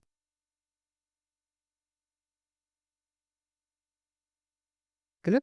मुंशी प्रेमचंद जी के बारे में अगर हम लोग बात करें, तो इनका जन्म कब हुआ ये पता होना चाहिए। 31 जुलाई 1880 को मुंशी प्रेमचंद जी का जन्म हुआ, इस बात को याद रखेंगे। इनका जन्म कहाँ पर हुआ, जन्म स्थान पता होना बहुत जरूरी है। लमही में हुआ था, और लमही कहाँ पर है? वाराणसी में इनका जन्म हुआ था, मेनली ये याद रखेंगे। क्लियर? मुंशी प्रेमचंद जी का वास्तविक नाम पूछा जाता है। क्लियर? इनका वास्तविक नाम क्या था, ये अगर हम बात करें तो धनपत राय। क्लियर? धनपत राय श्रीवास्तव इनका वास्तविक नाम था। क्लियर है? इसके अलावा इनकी मृत्यु कब हुई? इनकी मृत्यु की बात करें तो 8 अक्टूबर 1936 को मुंशी प्रेमचंद जी का देहांत हो गया या मृत्यु हो गई। इनके कुछ इंपॉर्टेंट उपन्यास हैं।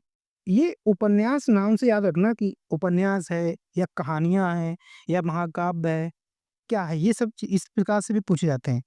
तो उपन्यास की अगर हम बात करें तो गबन, ठीक है, इंपॉर्टेंट है। गोदान, सेवा सदन, ये अब लोग हाई स्कूल में भी पढ़ते थे, तब पढ़ चुके होंगे। कर्म भूमि। क्लियर? इसके अलावा रंग भूमि, और आपका एक निर्मला। क्लियर? ये इंपॉर्टेंट उपन्यास हैं। इसके अलावा अगर हम गांधी जी की कहानी, गांधी जी सॉरी, प्रेमचंद जी की कहानियों के बारे में जाने, तो कहानियों को अगर हम डिस्कस करें तो इनकी कहानी में बड़े भाई साहब। क्लियर? बड़े भाई साहब मुंशी प्रेमचंद जी की एक कहानी। पंच परमेश्वर,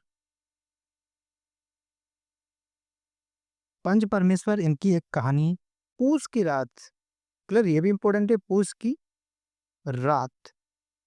नमक का दरोगा, ये तो हम लोगों ने कहानी पढ़ी होगी, नमक का दरोगा। इसके अलावा आपका कफन। क्लियर? ये कुछ इंपॉर्टेंट कहानियां याद रखेंगे। इसके अलावा एक पॉइंट और याद रखेंगे जो एग्जाम ओरिएंटेड बन सकता है। कौन सा पॉइंट? दरअसल दोस्तों क्या था कि 1936 ईस्वी में, हालांकि इनके 1936 में डेथ हो गई, बट उससे पहले क्या हुआ था कि एक प्रगतिशील लेखक संघ हुआ था। क्या हुआ था? प्रगतिशील लेखक संघ हुआ था, और ये कहाँ पर हुआ था? ये लखनऊ में हुआ था। इस संघ या इस एसोसिएशन को संबोधित किया था मुंशी प्रेमचंद जी ने। तो आप लिखेंगे प्रेमचंद जी द्वारा संबोधन।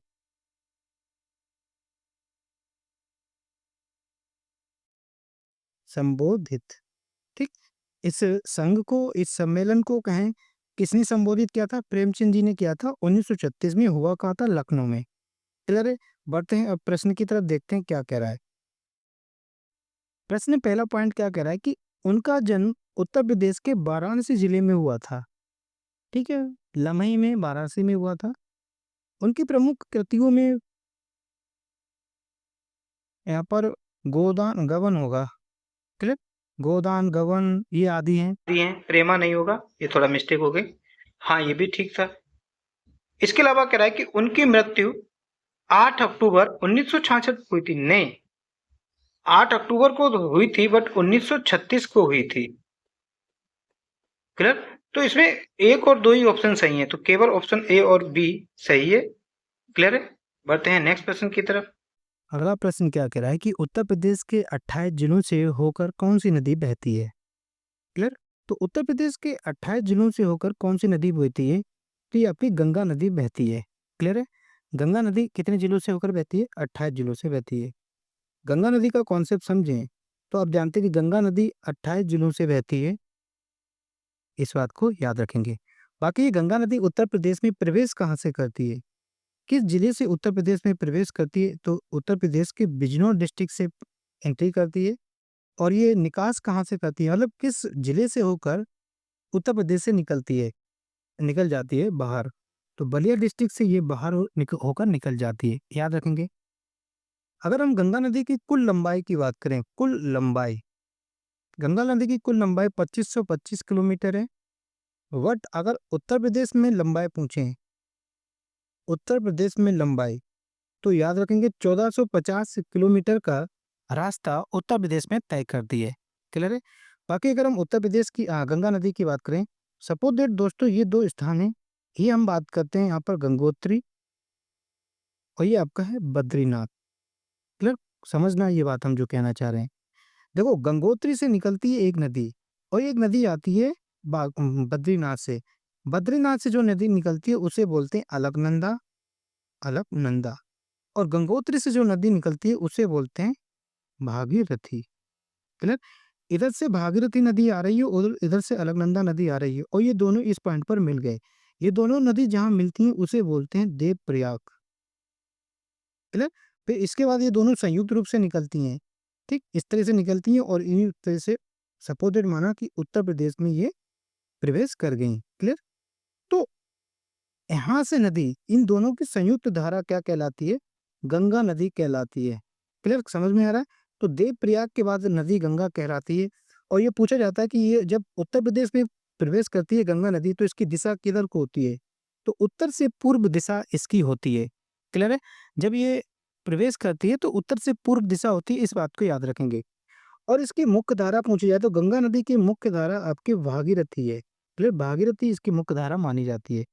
बाकी गंगा नदी की ट्रिब्यूटरी की बात करें तो उत्तर से मिलने वाली नदी इस तरफ जा रही है, चूंकि गंगा नदी, या तो हम कह सकते हैं उत्तर से मिलने वाली ट्रिब्यूटरी ऐसे याद रखेंगे, या बाएं तरफ से लेफ्ट साइड से मिलने वाली ट्रिब्यूटरी की अगर हम बात करें तो आप याद रखेंगे कि रामगंगा, क्लियर, गोमती, ये इंपॉर्टेंट है, याद रखेंगे। रामगंगा हो गई आपकी, गोमती हो गई, इसके अलावा आपकी घाघरा,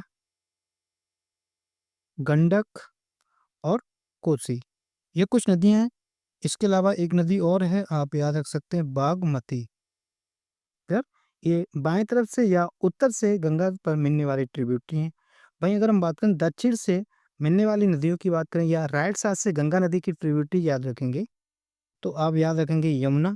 जबकि यमुना गंगा की सबसे बड़ी सहायक नदी है, इस बात को भी याद रखेंगे। याद रखेंगे टोंस नदी और सोन नदी, ये इंपॉर्टेंट 3 ट्रिब्यूटरी हैं जो राइट साइड से गंगा पर मिलती है। क्लियर है? बढ़ते हैं नेक्स्ट प्रश्न की तरफ। अगला प्रश्न क्या कह रहा है कि उत्तर प्रदेश में पत्थर शिल्प के लिए इस्तेमाल किए जाने वाले एक लोकप्रिय सामग्री निम्नलिखित में से कौन सी है? तो कडप्पा पत्थर, सोप स्टोन और मार्बल, ये तीनों ही इंपॉर्टेंट है, पत्थर शिल्प के रूप में इस्तेमाल की जाती हैं। क्लियर? तो ऑप्शन नंबर डी इसका राइट आंसर हो जाएगा। ये याद कर लेंगे, इसमें ज़्यादा डिटेल में जाने की जरूरत नहीं है। अगला प्रश्न कह रहा है कि लाल किला के बारे में निम्नलिखित में से कौन सा कथन सही है? अब यहाँ पर लाल किले के बारे में जानते हैं कि क्या बात पॉइंट निकलते हैं। अब हम लोग डिस्कस करेंगे लाल किला। क्लियर? लाल किला कहाँ का? आगरा किला बोलें। क्लियर? आगरा किला की बात करें, पहले तो ये आगरा किला है कहाँ पर? नामी में है, आगरा में है। क्लियर? पहले तो आगरा किला आपका क्या है? ये आपका यूनेस्को की मूर्त धरोहर सूची में शामिल है। क्लियर? यूनेस्को की मूर्त धरोहर सूची में शामिल, इंपॉर्टेंट है, धरोहर सूची में शामिल। ये पूछा जाता है कि इसको कब शामिल किया गया था। क्लियर? तो याद रखेंगे 1983 में आगरा किला को यूनेस्को की मूर्त धरोहर सूची में शामिल किया गया था। इसके अलावा हम एक्स्ट्रा पॉइंट जाने यहाँ से थोड़ा हटकर, तो मूर्त धरोहर सूची में उत्तर प्रदेश के 3 स्थान आते हैं। क्लियर? कितने स्थान आते हैं? 3 आते हैं। वो 3 कौन से आते हैं? एक आपका ताजमहल आता है, याद रखेंगे ये भी इम्पोर्टेंट था। एक आपका आगरा किला आता है, आगरा किला,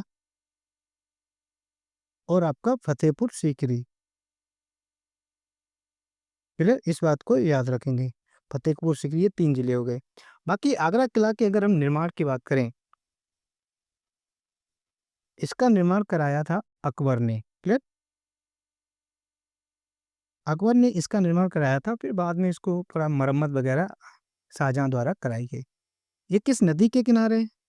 तो आगरा किला आप जानते हैं यमुना नदी के किनारे। क्लियर? ताजमहल भी यमुना नदी के किनारे। ये किस चीज से निर्मित है? ये लाल बलुआ पत्थर से निर्मित है। क्लियर? लाल बलुआ पत्थर, इसको भी याद रखेंगे, लाल बलुआ पत्थर से निर्मित है। और इसका निर्माण कब कराया था? अकबर ने 1565 ईस्वी में इसका निर्माण कराया था। इसके अकबर के शासनकाल में तो बहुत सारे यहाँ पर वास्तुकार थे, कोई पर्टिकुलर ऐसा नहीं आंसर मिला। लेकिन अगर हम वास्तुकार की बात करें, शाहजहां के शासनकाल में जो वास्तुकार थे वो उस्ताद अहमद लाहौरी थे। क्लियर? उस्ताद अहमद लाहौरी इंपॉर्टेंट है। उस्ताद अहमद लाहौरी थे शाहजहां के काल में, इस बात को याद रखेंगे। अब हम लोग क्वेश्चन देखते हैं क्या है। कह रहा है कि आगरा किला का निर्माण अकबर ने इसका निर्माण कराया, ये बिल्कुल ठीक है। इसके निर्माण के वास्तुकार अब्दुल खान के देखरेख में हुआ नहीं। लाहौरी होता तो समझ में आता, लेकिन नहीं, अब्दुल खान नहीं है। यमुना नदी के तट पर है, ये भी ठीक है। तो इसका राइट आंसर क्या हो जाएगा? ऑप्शन नंबर ए और सी इसका राइट आंसर हो जाएगा। Option number C is right answer. Clear? बाकी ये पॉइंट याद रखेंगे। अगला प्रश्न क्या कह रहा है कि उत्तर प्रदेश के लोकायुक्त के बारे में निम्नलिखित में से कौन सा कथन सही है? लोकायुक्त के बारे में जानना है यहाँ पर। तो लोकायुक्त को पहले हम लोग डिस्कस करते हैं। हम लोग डिस्कस करेंगे उत्तर प्रदेश लोकायुक्त के बारे में। उत्तर प्रदेश लोकायुक्त।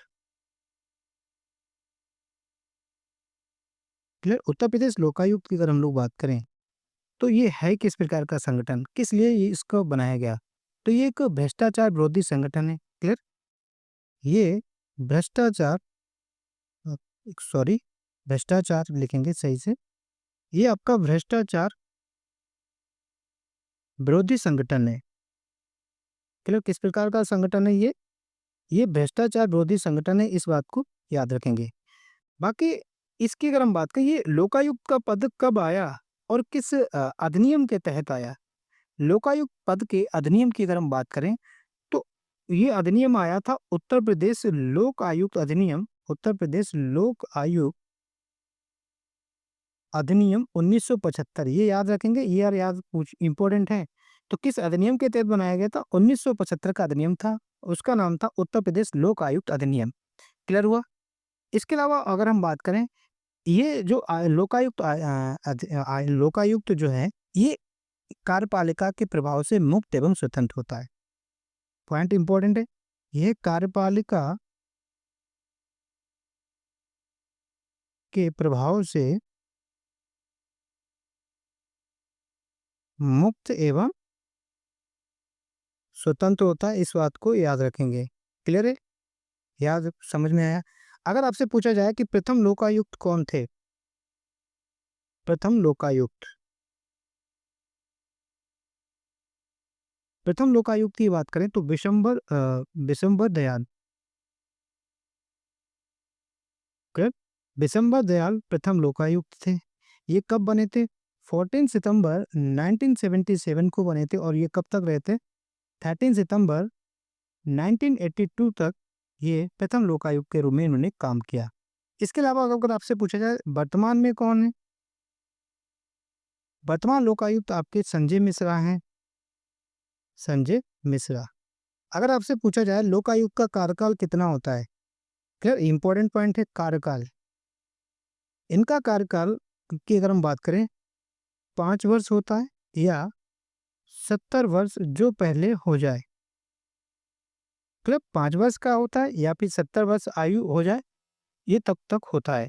हालाँकि पहले इसका ये घट-बढ़ा रहा कार्यकाल, वर्तमान में इसका कार्यकाल 5 वर्ष ही है, इस बात को याद रखेंगे।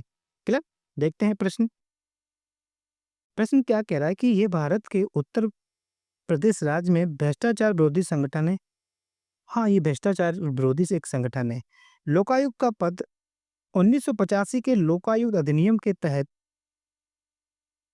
स्थापित किया गया था। नहीं, 1975 के तहत किया गया था। क्लियर? दिसंबर दयाल उत्तर भारत का प्रथम लोकायुक्त चुना गया था। बिल्कुल सही है, ये भी ठीक है और आपका पहला भी सही है। यानी कि option number A and C is the right answer. तो ऑप्शन नंबर सी इसका राइट आंसर हो जाएगा। ए और सी दोनों सही हैं। क्लियर है? बढ़ते हैं नेक्स्ट प्रश्न की तरफ। अगला प्रश्न क्या कह रहा है कि 2008 में उत्तर प्रदेश में किस जिले का नाम बदलकर काशी नगर कर दिया गया था? इंपॉर्टेंट पॉइंट है, काशी नगर कर दिया गया था। क्लियर है? तो ये आपका आंसर हो जाएगा इसका कासगंज। क्लियर? क्लियर? कासगंज का नाम काशी नगर कर दिया गया था। तो इसका राइट आंसर हो जाएगा option number D is right answer. Clear है? बाकी अगर हम बात करें काशी नगर कब बना था, ये राज्य के जिले के रूप में 2008 में बना था। 17/4/2008 को कासगंज जिले का निर्माण हुआ था। और किस जिले से होकर अलग बना था, ये इंपॉर्टेंट है। एटा से अलग होकर इसको बनाया गया था। क्लियर? एटा से अलग करके कासगंज जिले को 17/4/2018 को बनाया गया था। इस बात को याद रखेंगे। बाकी कासगंज के बारे में कुछ इंपॉर्टेंट बात करते हैं। कासगंज किस मंडल के अंतर्गत आता है? तो याद रखेंगे कासगंज अलीगढ़ मंडल के अंतर्गत आता है। अलीगढ़ मंडल के अंतर्गत।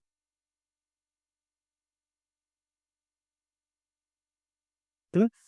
किस मंडल के अंतर्गत आता है? अलीगढ़ मंडल के अंतर्गत आता है। बाकी यहाँ पर इंपॉर्टेंट है सोरो मेला। इंपॉर्टेंट है सोरो मेला कहाँ लगता है, ये कई बार एग्जाम में पूछा जा चुका है। सोरो मेला कासगंज में लगता है। यहाँ पर भगवान बारह मंदिर, ठीक है, भगवान बारह मंदिर कहाँ पर मिलता है, ये भी इंपॉर्टेंट है। तो बड़ा मंदिर आपका कासगंज में है। पहले कासगंज को शूकर कहा भी जाता था। तो शूकर क्षेत्र आपको कहाँ पर मिलेगा? शूकर क्षेत्र। शूकर क्षेत्र आपको कासगंज में मिलेगा। पटियाली कहाँ पर मिलेगा? कासगंज में मिलेगा। क्लियर? यहाँ पर एक मंदिर है जिसका नाम है बटुकेश्वर नाथ मंदिर। क्लियर? बटुकेश्वर नाथ मंदिर, ये आपको कहाँ मिलेगा? ये आपको कासगंज में मिलेगा। बाकी कासगंज में पटियाली में जन्म हुआ था अमीर खुसरो का। क्लियर? इंपॉर्टेंट है। तो अमीर खुसरो का जन्म कहाँ हुआ था? कासगंज में हुआ था। इस बात को याद रखेंगे, अमीर खुसरो। क्लियर है? ये कासगंज से रिलेटेड कुछ पॉइंट थे। ऑप्शन नंबर डी इसका राइट आंसर हो जाएगा। बढ़ते हैं नेक्स्ट प्रश्न की तरफ। अगला प्रश्न क्या कह रहा है कि 2024 में प्रधानमंत्री उड़ान, उड़ान का मतलब उड़े देश का आम नागरिक योजना के तहत किस हवाई अड्डे का उद्घाटन किया गया था? तो याद रखेंगे सहारनपुर हवाई अड्डे का उद्घाटन किया गया था, जिसको हम लोग इस हवाई अड्डे को क्या और कहते हैं? सरसावा हवाई अड्डा कहते हैं। क्लियर? तो सरसावा हवाई अड्डा कहाँ है? सहारनपुर में। इस बात को याद रखेंगे, सरसावा हवाई अड्डा। क्लियर? इस बात को याद रखेंगे, ये भी इंपॉर्टेंट है क्योंकि ये प्रश्न सहारनपुर से। तो चलो दोस्तों सहारनपुर को भी घूम लेते हैं, क्या के बैठे बैठे सहारनपुर को डिस्कस कर लेते हैं कि क्या सहारनपुर में हमें मिलता है जो परीक्षा में पूछा जा सकता है। तो चलिए सहारनपुर की शेयर करते हैं, सहारनपुर। क्लियर? सबसे पहले इंपॉर्टेंट है सहारनपुर एक मंडल है। 18 मंडल में से सहारनपुर भी एक मंडल है और इस मंडल के अंतर्गत 3 जिले आते हैं। इस बात को याद रखेंगे। कितने जिले आते हैं? 3 जिले आते हैं, जिसमें से आपका स्वयं सहारनपुर है, आपका शामली और मुजफ्फरनगर। चलिए मुजफ्फरनगर, ये 3 जिले शामली सॉरी सहारनपुर मंडल के अंतर्गत आते हैं। इसके अलावा यहाँ पर आप ये इंपॉर्टेंट रखेंगे, सहारनपुर कितने राज्यों से सीमा साझा करता है? सहारनपुर 3 राज्यों से सीमा साझा करता है। 3 राज्यों से सीमा साझा करता है। वो 3 राज्य कौन-कौन से हैं? हिमाचल प्रदेश से सीमा साझा करता है, यूके मतलब उत्तराखंड से सीमा साझा करता है, और हरियाणा। तो हिमाचल प्रदेश के इन 3 राज्यों से सीमा साझा कर होती है, इस बात को याद रखेंगे, इम्पोर्टेंट है। दोस्तों, उत्तर प्रदेश में यमुना नदी का प्रवेश कहाँ से होता है? सहारनपुर से होता है। तो या यमुना नदी का प्रवेश कहाँ से होता है? सहारनपुर से होता है, ये याद रखेंगे। सहारनपुर सबसे उत्तरी जिला, मतलब उत्तर प्रदेश का उत्तरी जिला कौन सा है? सहारनपुर है, इस बात को याद रखेंगे। बाकी सहारनपुर में एक मंदिर है और एक मेला भी लगता है, माँ शाकुंभरी देवी मंदिर। क्लियर, इंपॉर्टेंट है। शाकुंभरी देवी मंदिर कहाँ पर है? आपका सहारनपुर में, और इसी नाम से आपका मेला भी है, और इसी नाम पर एक प्राइवेट विश्वविद्यालय भी बनाया जा रहा है। ठीक है, ये याद रखेंगे। बाकी सहारनपुर की बात और अगर हम करें तो यहाँ पर खारा जल विद्युत परियोजना मिलती है। क्लियर, खारा जल विद्युत परियोजना कहाँ पर है? जल विद्युत परियोजना, तो आप कहेंगे कि ये तो आपके सहारनपुर में है। क्लियर, ये परियोजनाएं वगैरह पूछी जाती है। सहारनपुर के अगर हम वन डिस्ट्रिक्ट वन प्रोडक्ट की बात करें तो कास्ट शिल्प, क्लियर, कास्ट शिल्प यहाँ का वन डिस्ट्रिक्ट वन प्रोडक्ट है, इस बात को याद रखेंगे। सहारनपुर संतरा उत्पादन के लिए फेमस है। क्लियर, संतरा उत्पादन के लिए फेमस है सहारनपुर। सहारनपुर को अगर हम बात करें, कैपिटल ऑफ वुड क्राफ्ट भी कहा जाता है। इसको कैपिटल ऑफ वुड क्राफ्ट किसे कहा जाता है? याद रखेंगे, कैपिटल ऑफ वुड क्राफ्ट के रूप में सहारनपुर को जाना जाता है। इसके अलावा यहाँ पर इंस्टीट्यूट है, central pulp and paper research institute कहाँ पर है? Central pulp and paper research institute कहाँ पर है? ये आपका सहारनपुर में है। सहारनपुर में आपका स्कूल ऑफ पेपर टेक्नोलॉजी भी है। Clear, school of paper technology ये कहाँ पर है? सहारनपुर में है। स्थापना की अगर हम बात करें तो 1964 को इसकी स्थापना है। बाकी आप जो पॉइंट डिस्कस कर रहे हैं ये भी इम्पोर्टेंट है। क्यों? क्योंकि उत्तर प्रदेश में सिंचाई हेतु पहला कारखाना कहाँ खोला गया था? क्लियर, उत्तर प्रदेश में सिंचाई हेतु पहला कारखाना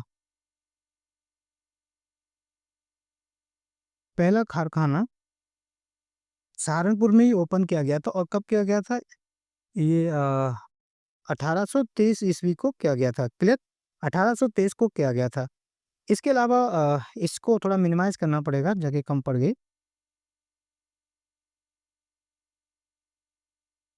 सहारनपुर को भी देखते हैं कहाँ से प्रश्न आएगा यार, इतना पढ़ लेंगे कि इतना सब कुछ अगर याद हो जाएगा ना हर वीडियो में, जब हम लोग पढ़ेंगे तो मजा आएगा। कुछ इंपॉर्टेंट स्थल है यहाँ पर जो पूछे जाते हैं, स्थल याद रखें। तो यहाँ पर आपको याद रखेंगे हुलास कहाँ पर आपको देखने को मिलेगा? हुलास आपको सहारनपुर में देखने मिलेगा। दारुल और उलूम, दारुल उलूम कहाँ देखने को मिलेगा? ये इंपॉर्टेंट है, दारुल उलूम सहारनपुर में। इसके अलावा देवबंद कहाँ पर है? देवबंद आपका सहारनपुर में है। लखनौती किला कहाँ पर है? कि लखनौती किला से लखनऊ ना कर देना, लखनौती किला आपका इंपॉर्टेंट है। ये कहाँ पर देखने को मिलता है? सहारनपुर में देखने को मिलता है। इसके अलावा यहाँ पर एक करेंट का क्वेश्चन इंपॉर्टेंट है। क्यों इंपॉर्टेंट है? क्योंकि यहाँ पर देश का पहला, क्लियर, क्या देश का पहला, क्या है देश का पहला? टेलीकॉम सेंटर ऑफ एक्सीलेंस स्थापित किया जा रहा है। क्लियर, देश का पहला क्या यहाँ पर telecom centre of excellence, clear, ये इंपॉर्टेंट है। देश का पहला टेलीकॉम सेंटर ऑफ एक्सीलेंस कहाँ पर स्थापित किया जा रहा है? ये आपका सहारनपुर में स्थापित किया जा रहा है, इसलिए ये इंपॉर्टेंट क्वेश्चन है। क्लियर, बाकी ये सहारनपुर के बारे में हम लोगों ने डिस्कस कर लिया है। उम्मीद करता हूँ ये आपको पॉइंट समझ में आए होंगे। नेक्स्ट प्रश्न क्या कह रहा है? अगला प्रश्न कह रहा है कि निम्नलिखित में से कौन सा कथन उत्तर प्रदेश के सुल्तानपुर जिले के बारे में सही है? चलिए सुल्तानपुर को डिस्कस करते हैं। तो हम लोग डिस्कस करेंगे सुल्तानपुर। क्लियर? ये आपका क्या है? सुल्तानपुर। सुल्तानपुर की अगर हम सीमा देखें कि कौन-कौन राज्यों से सीमा साझा करता है, अगर हम ऊपर की तरफ ऐसे देखें, तो इसके उत्तर में आपका अयोध्या है, क्लियर?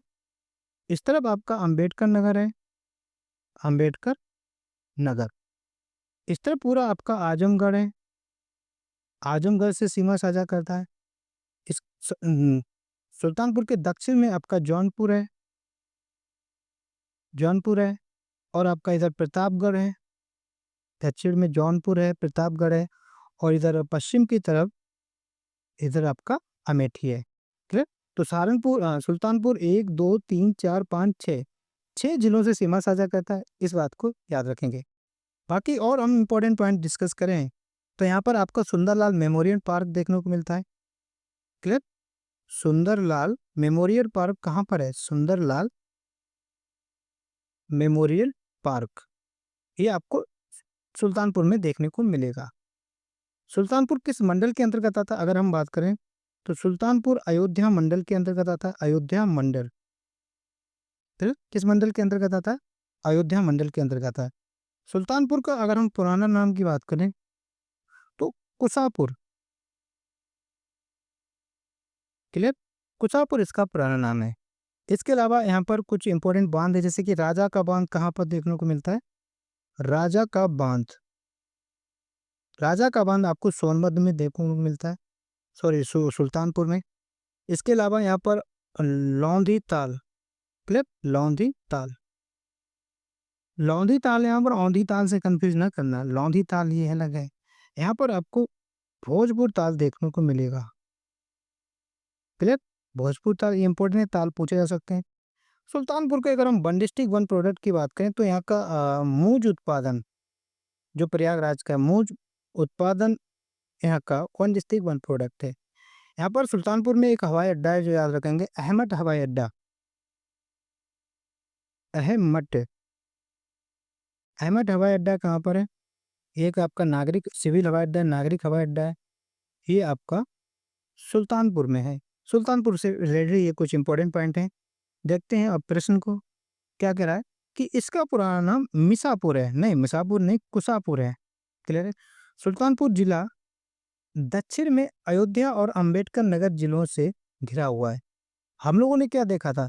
दक्षिण में तो प्रतापगढ़ और जौनपुर है, जबकि अयोध्या तो अंबेडकर नगर सुल्तानपुर के उत्तर में है, दक्षिण में ये 2 जिले हैं। तो इसका मतलब ये स्टेटमेंट बिल्कुल गलत है, क्लियर? ये तो उत्तर में है, ना कि दक्षिण में है। सुंदरलाल मेमोरियल हॉल यहाँ पर स्थित है। हाँ, सुंदरलाल मेमोरियल हॉल होगा, यहाँ पर पार्क कर दिया क्या? हॉल कर लीजिए, ठीक है? सुंदरलाल मेमोरियल हॉल कहाँ पर है? ये आपका सुल्तानपुर में, यानी कि केवल सी सही है, बाकी ये तो दोनों गलत हैं। तो इसका राइट आंसर हो जाएगा केवल सी कथन सही है, क्लियर है? बाकी ये याद रखेंगे ये सारे पॉइंट। अगला प्रश्न क्या कह रहा है कि महोबा जिला उत्तर प्रदेश के किस क्षेत्र में स्थित है? महोबा जिला उत्तर प्रदेश के, आप जानते हैं कि दक्षिण में और दक्षिण में उत्तर प्रदेश के बुंदेलखंड है। तो इसका राइट आंसर तो आप आराम से कर सकते थे, बुंदेलखंड इज राइट आंसर। बाकी बुंदेलखंड आर्थिक क्षेत्र के अंतर्गत उत्तर प्रदेश के कितने जिले आते हैं, इस बात को डिस्कस करें। देखो, बुंदेलखंड आर्थिक क्षेत्र के अंदर उत्तर प्रदेश के 7 जिले आते हैं, क्लियर? ये तो यहाँ पर महोबा का पूछ लिया, बाकी भी तो जिले हमको याद होने चाहिए। तो दक्षिण के जितने भी जिले हैं, जो आपके चित्रकूट हो गया, बांदा हो गया, जैसे आप लिख लेंगे चित्रकूट, बांदा, झांसी, आपका ललितपुर। ललितपुर वही एक जिला है जो मध्य प्रदेश से तीनों ओर से घिरा हुआ है, और एकमात्र उत्तर प्रदेश का ऐसा जिला जो सिर्फ एक राज्य से सीमा साझा करता है, वो झांसी से करता है। इसके अलावा यहाँ पर याद रखेंगे महोबा जो हम बताए जाते हैं ना, वो भी इम्पोर्टेंट है, आपका हमीरपुर और जालौन। ये 7 जिले बुंदेलखंड क्षेत्र के अंतर्गत आते हैं। बाकी हम महोबा को डिस्कस करें, महोबा से इंपॉर्टेंट पॉइंट निकाल कर अगर हम लोग सर्च कर रहे हैं, तो महोबा आपका किस मंडल के अंतर्गत आता है? महोबा चित्रकूट धाम मंडल मंडल के अंतर्गत आता है, चित्रकूट धाम, ठीक है? चित्रकूट धाम मंडल के अंतर्गत आता है, जिसका मुख्यालय बांदा में, इस बात को भी याद रखेंगे, क्लियर? बांदा वही जहाँ पर कालिंजा दुर्ग था, इस बात को याद रखेंगे। अगर हम महोबा की बात करें, महोबा 3 जिलों से सीमा साझा करता है, क्लियर? 3 जिलों से सीमा साझा करता है उत्तर प्रदेश के, वो कौन-कौन से? इसकी सीमा झांसी से लगती है, इसकी सीमा हमीरपुर से लगती है और आपका हमीरपुर के बाद बांदा। इन 3 जिलों से सीमा साझा करता है, इस बात को भी याद रखेंगे। क्लियर है? बाकी महोबा से ज़्यादा हाँ, यहाँ पर एक महोबा में आपके मुँह में पान, तो पान अनुसंधान संस्थान कहाँ है? पान अनुसंधान संस्थान। क्लियर? पान अनुसंधान संस्थान आपका महोबा में, इस बात को भी याद रखेंगे ना, मुँह में पान खाया है। ओके नेक्स्ट प्रश्न की बात करते हैं। अगला प्रश्न क्या कह रहा है कि अज्ञे किस साहित्यिक आंदोलन के प्रमुख प्रतिपादक थे? अज्ञे की बात कर रहा है। अगर हम अज्ञे जी के बारे में डिस्कस करें,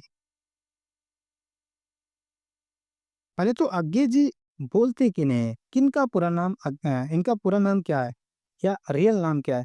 सच्चिदानंद हीरानंद बादशायन को अज्ञे कहा जाता है। क्लियर? अज्ञे किन्हें कहा जाता है ये भी पूछा जा सकता है।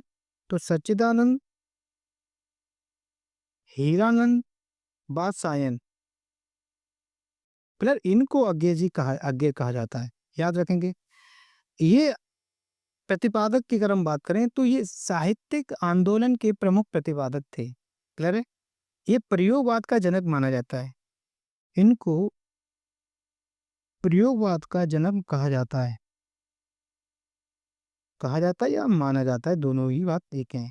फिर प्रयोगवाद के जनक कौन है? ये है। इनकी एक इम्पोर्टेंट पत्रिका है, जिसकी अगर हम बात करें, प्रतीक इनकी इम्पोर्टेंट पत्रिका है जिसमें हम प्रयोगवाद का झलक देखते हैं। क्लियर? बाकी इनको नई कविता के रूप में भी जाना जाता है। नई कविता का भी इन्होंने प्रतिपादन किया है। तो इसका राइट आंसर क्या हो जाएगा? नई कविता और प्रयोगवाद इसका राइट आंसर हो जाएगा। Option number D is right answer. Clear? तो उम्मीद करता हूँ दोस्तों ये इन्फोर्समेंट कांस्टेबल में ये 20 प्रश्न पूछे गए थे। देख रहे हो कि किस लेवल के प्रश्न थे, किस तरह से हम लोगों ने डिस्कस किया, पूरा उसकी डिटेल जाना। अब यहाँ से अगर प्रश्न आता है तो आप आराम से कर ले जाएंगे। बाकी अभी हम लोग आगे शेयर करेंगे, मेहनत करते रहिए, लगे रहें। अगर आपको ये सेशन अच्छा लगा हो तो वीडियो को लाइक करें, चैनल में नए हैं तो चैनल को सब्सक्राइब करें। हालांकि ये वीडियो लगभग 1.5 घंटा का गया है, क्योंकि डिटेल में पढ़ेंगे तो इतना तो नौकरी के लिए तो 1 से 2 घंटा ये तो पढ़ना ही पड़ेगा यूपी। तो अगर आप चैनल में नए हैं तो चैनल को सब्सक्राइब करें। सो थैंक यू दोस्तों, जय हिंद, जय भारत।